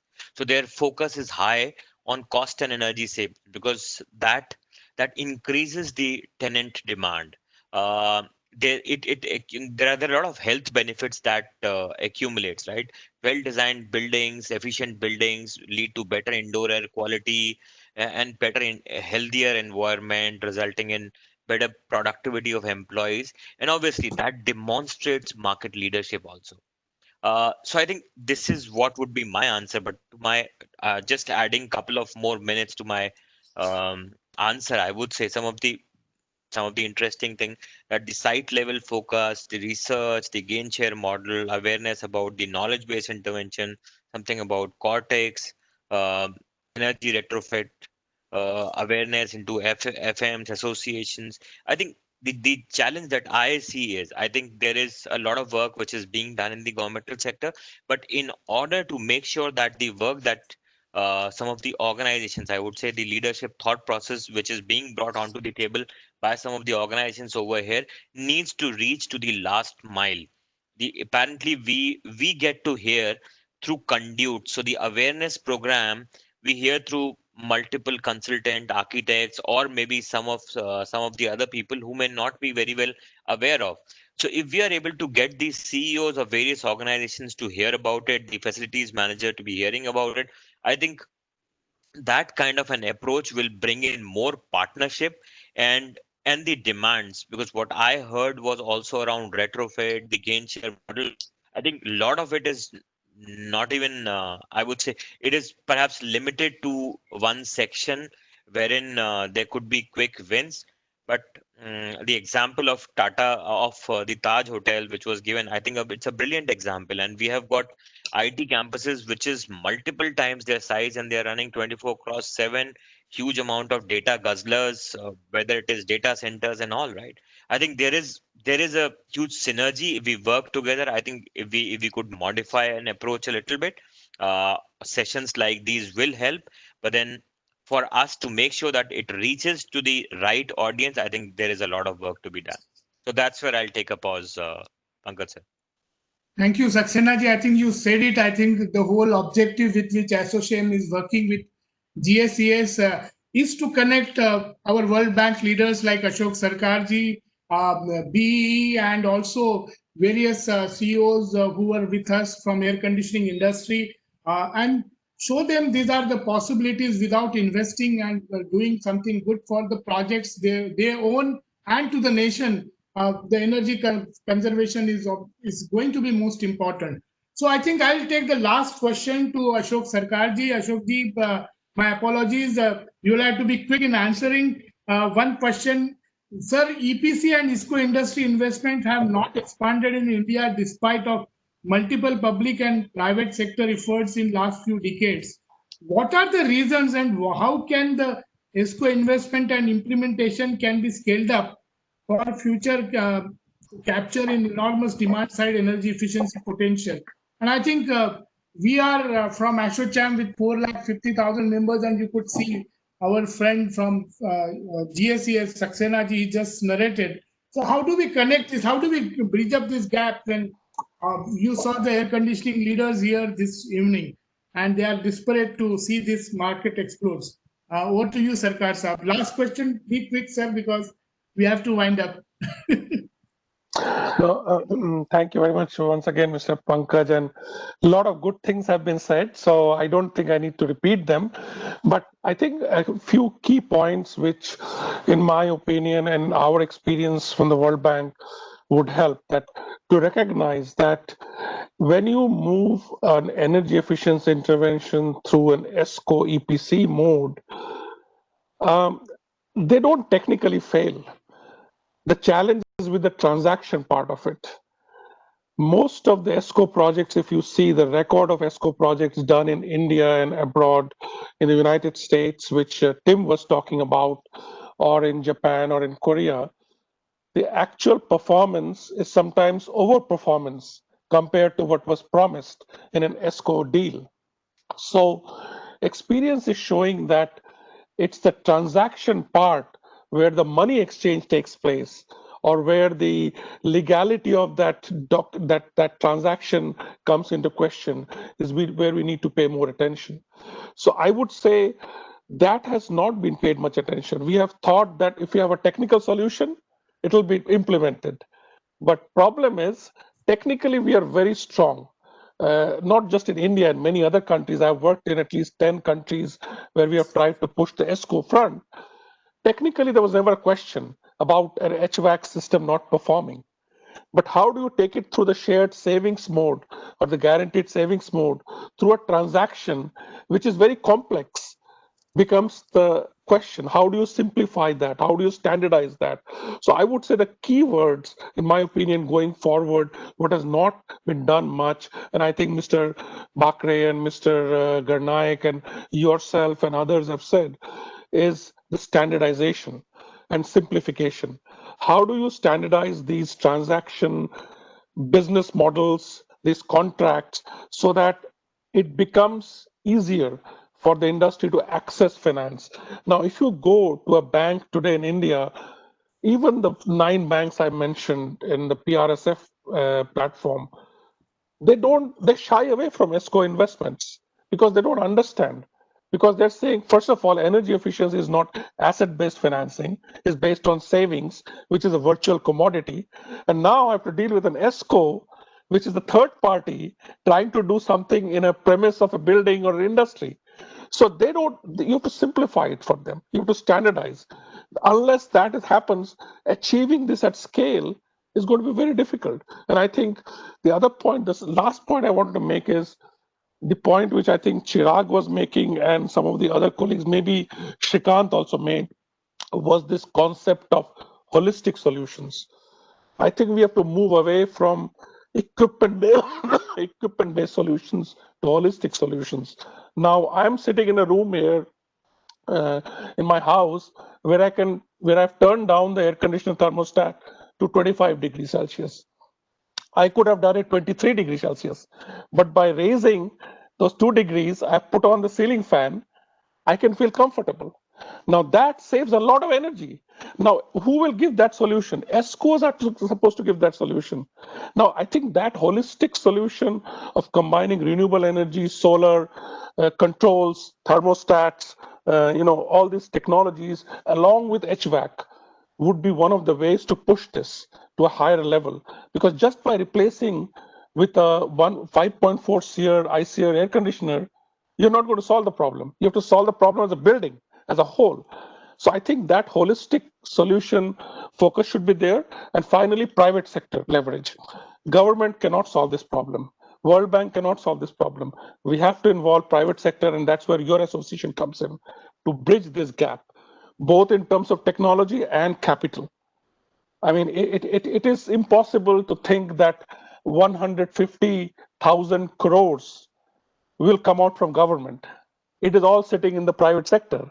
How do you unlock that money to flow into this sector is where your association, our bank, or the Bureau of Energy Efficiency, etc., Super ESCO like ESL can help in unlocking that capital, which is there. And I would say that technically we are very sound. It's not an issue. I think everybody knows what the solution is. To actually take the solution through a transaction process is where the challenge is. I'm going to stop there and over to you. Thank you, Sarkar Sahab. Thank you. Well said. I think we need to work together. This was the first session for us as ASSOCHAM, and this is just beginning, sir. I'm with your permission, I'm going to come back to you again and again and again with many more sessions being planned for various sectors. Today was really focused on air conditioning, but we really want to cover all segments and all sectors. And industry-wise, we would like to see in hospitality, how does it can make difference in hospitals? How can it make difference in pharmaceutical industries? How does it can make difference? And we with our confidence, with our strength of ASSOCHAM, we will be able to create this awareness with facility managers associations, with ISHRE. By the way, you just said one very interesting thing which touches my heart, because we at ISHRE from Ahmedabad, my young team of ISHRE Ahmedabad has taken a mission of 1 degree change in thermostat, and This has triggered a lot. We have reached 150 million people across the country and globe. And how does it translate into energy and CO2 emission savings? So they are doing fantastic job. And we will come back to you, Ashokji, again and again, as I said. And once again, thanks to you and all the panelists. Over to you, Ashu. I think I will not like to take that from you. You need to conclude the session, Ashu. All right, sir. Thank you so much. I just want to start because thanks from bottom of my heart. So all the stalwart of the industry is in this session.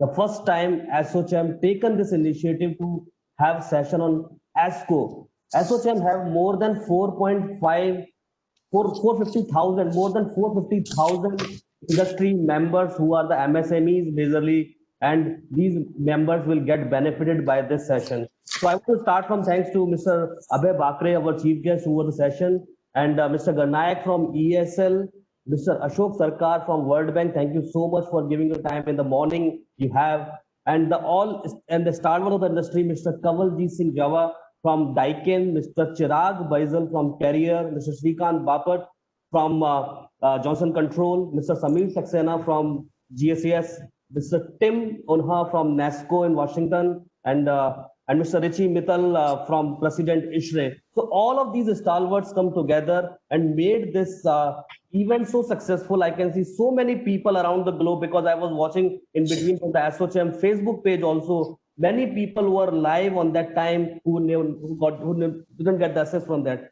So all these speakers, but not in the end, definitely our dynamic moderator, because without him, it is not possible to have such kind of session, 2 hours super packed session where we have learned a lot of knowledge. And actually, this is the actual industry, the energy efficiency, who can create so many jobs during this pandemic. And we all have to work as industry players. So Mr. Dharkar, thank you so much for moderating this session so wonderfully. And behind of this session team, Mr. Neeraj Arora and Mr. Rajneesh Agrawal and Mr. Amit Sharma, these are the people who were the back end coordinating since last few days to happen this session. And as Mr. Dharkar told, this session is not a last, this is the first session in ASCO. We will have a several sessions with the lighting, with the electrical appliances also. This is for the HVAC. So I'm sure this we have learned a lot, and we will make some paper kind of thing, and we will share the highlights of this session, what we can bring to Summit to BE or ESL to come up with some, because there's a huge opportunity, as Mr. Bakre told, 10 lakh crore opportunity in the 10 years, and we all have to grab that. So once again, thank you so much for giving me an opportunity for vote of thanks.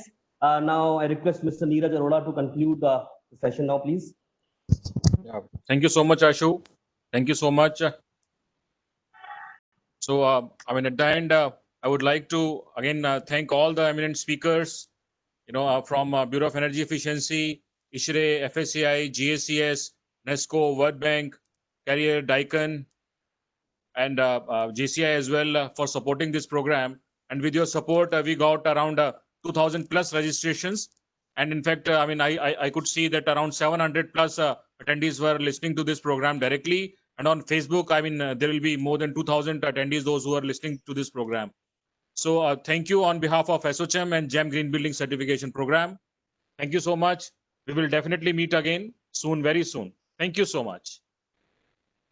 Now we will officially close this program. Thank you. Thank you. Thank you. Thank you. Thank you, sir. Thank you. Thank you, Ashok. Thank you very much. Thank you so much. Thank you. Thank you, everyone. Thank you,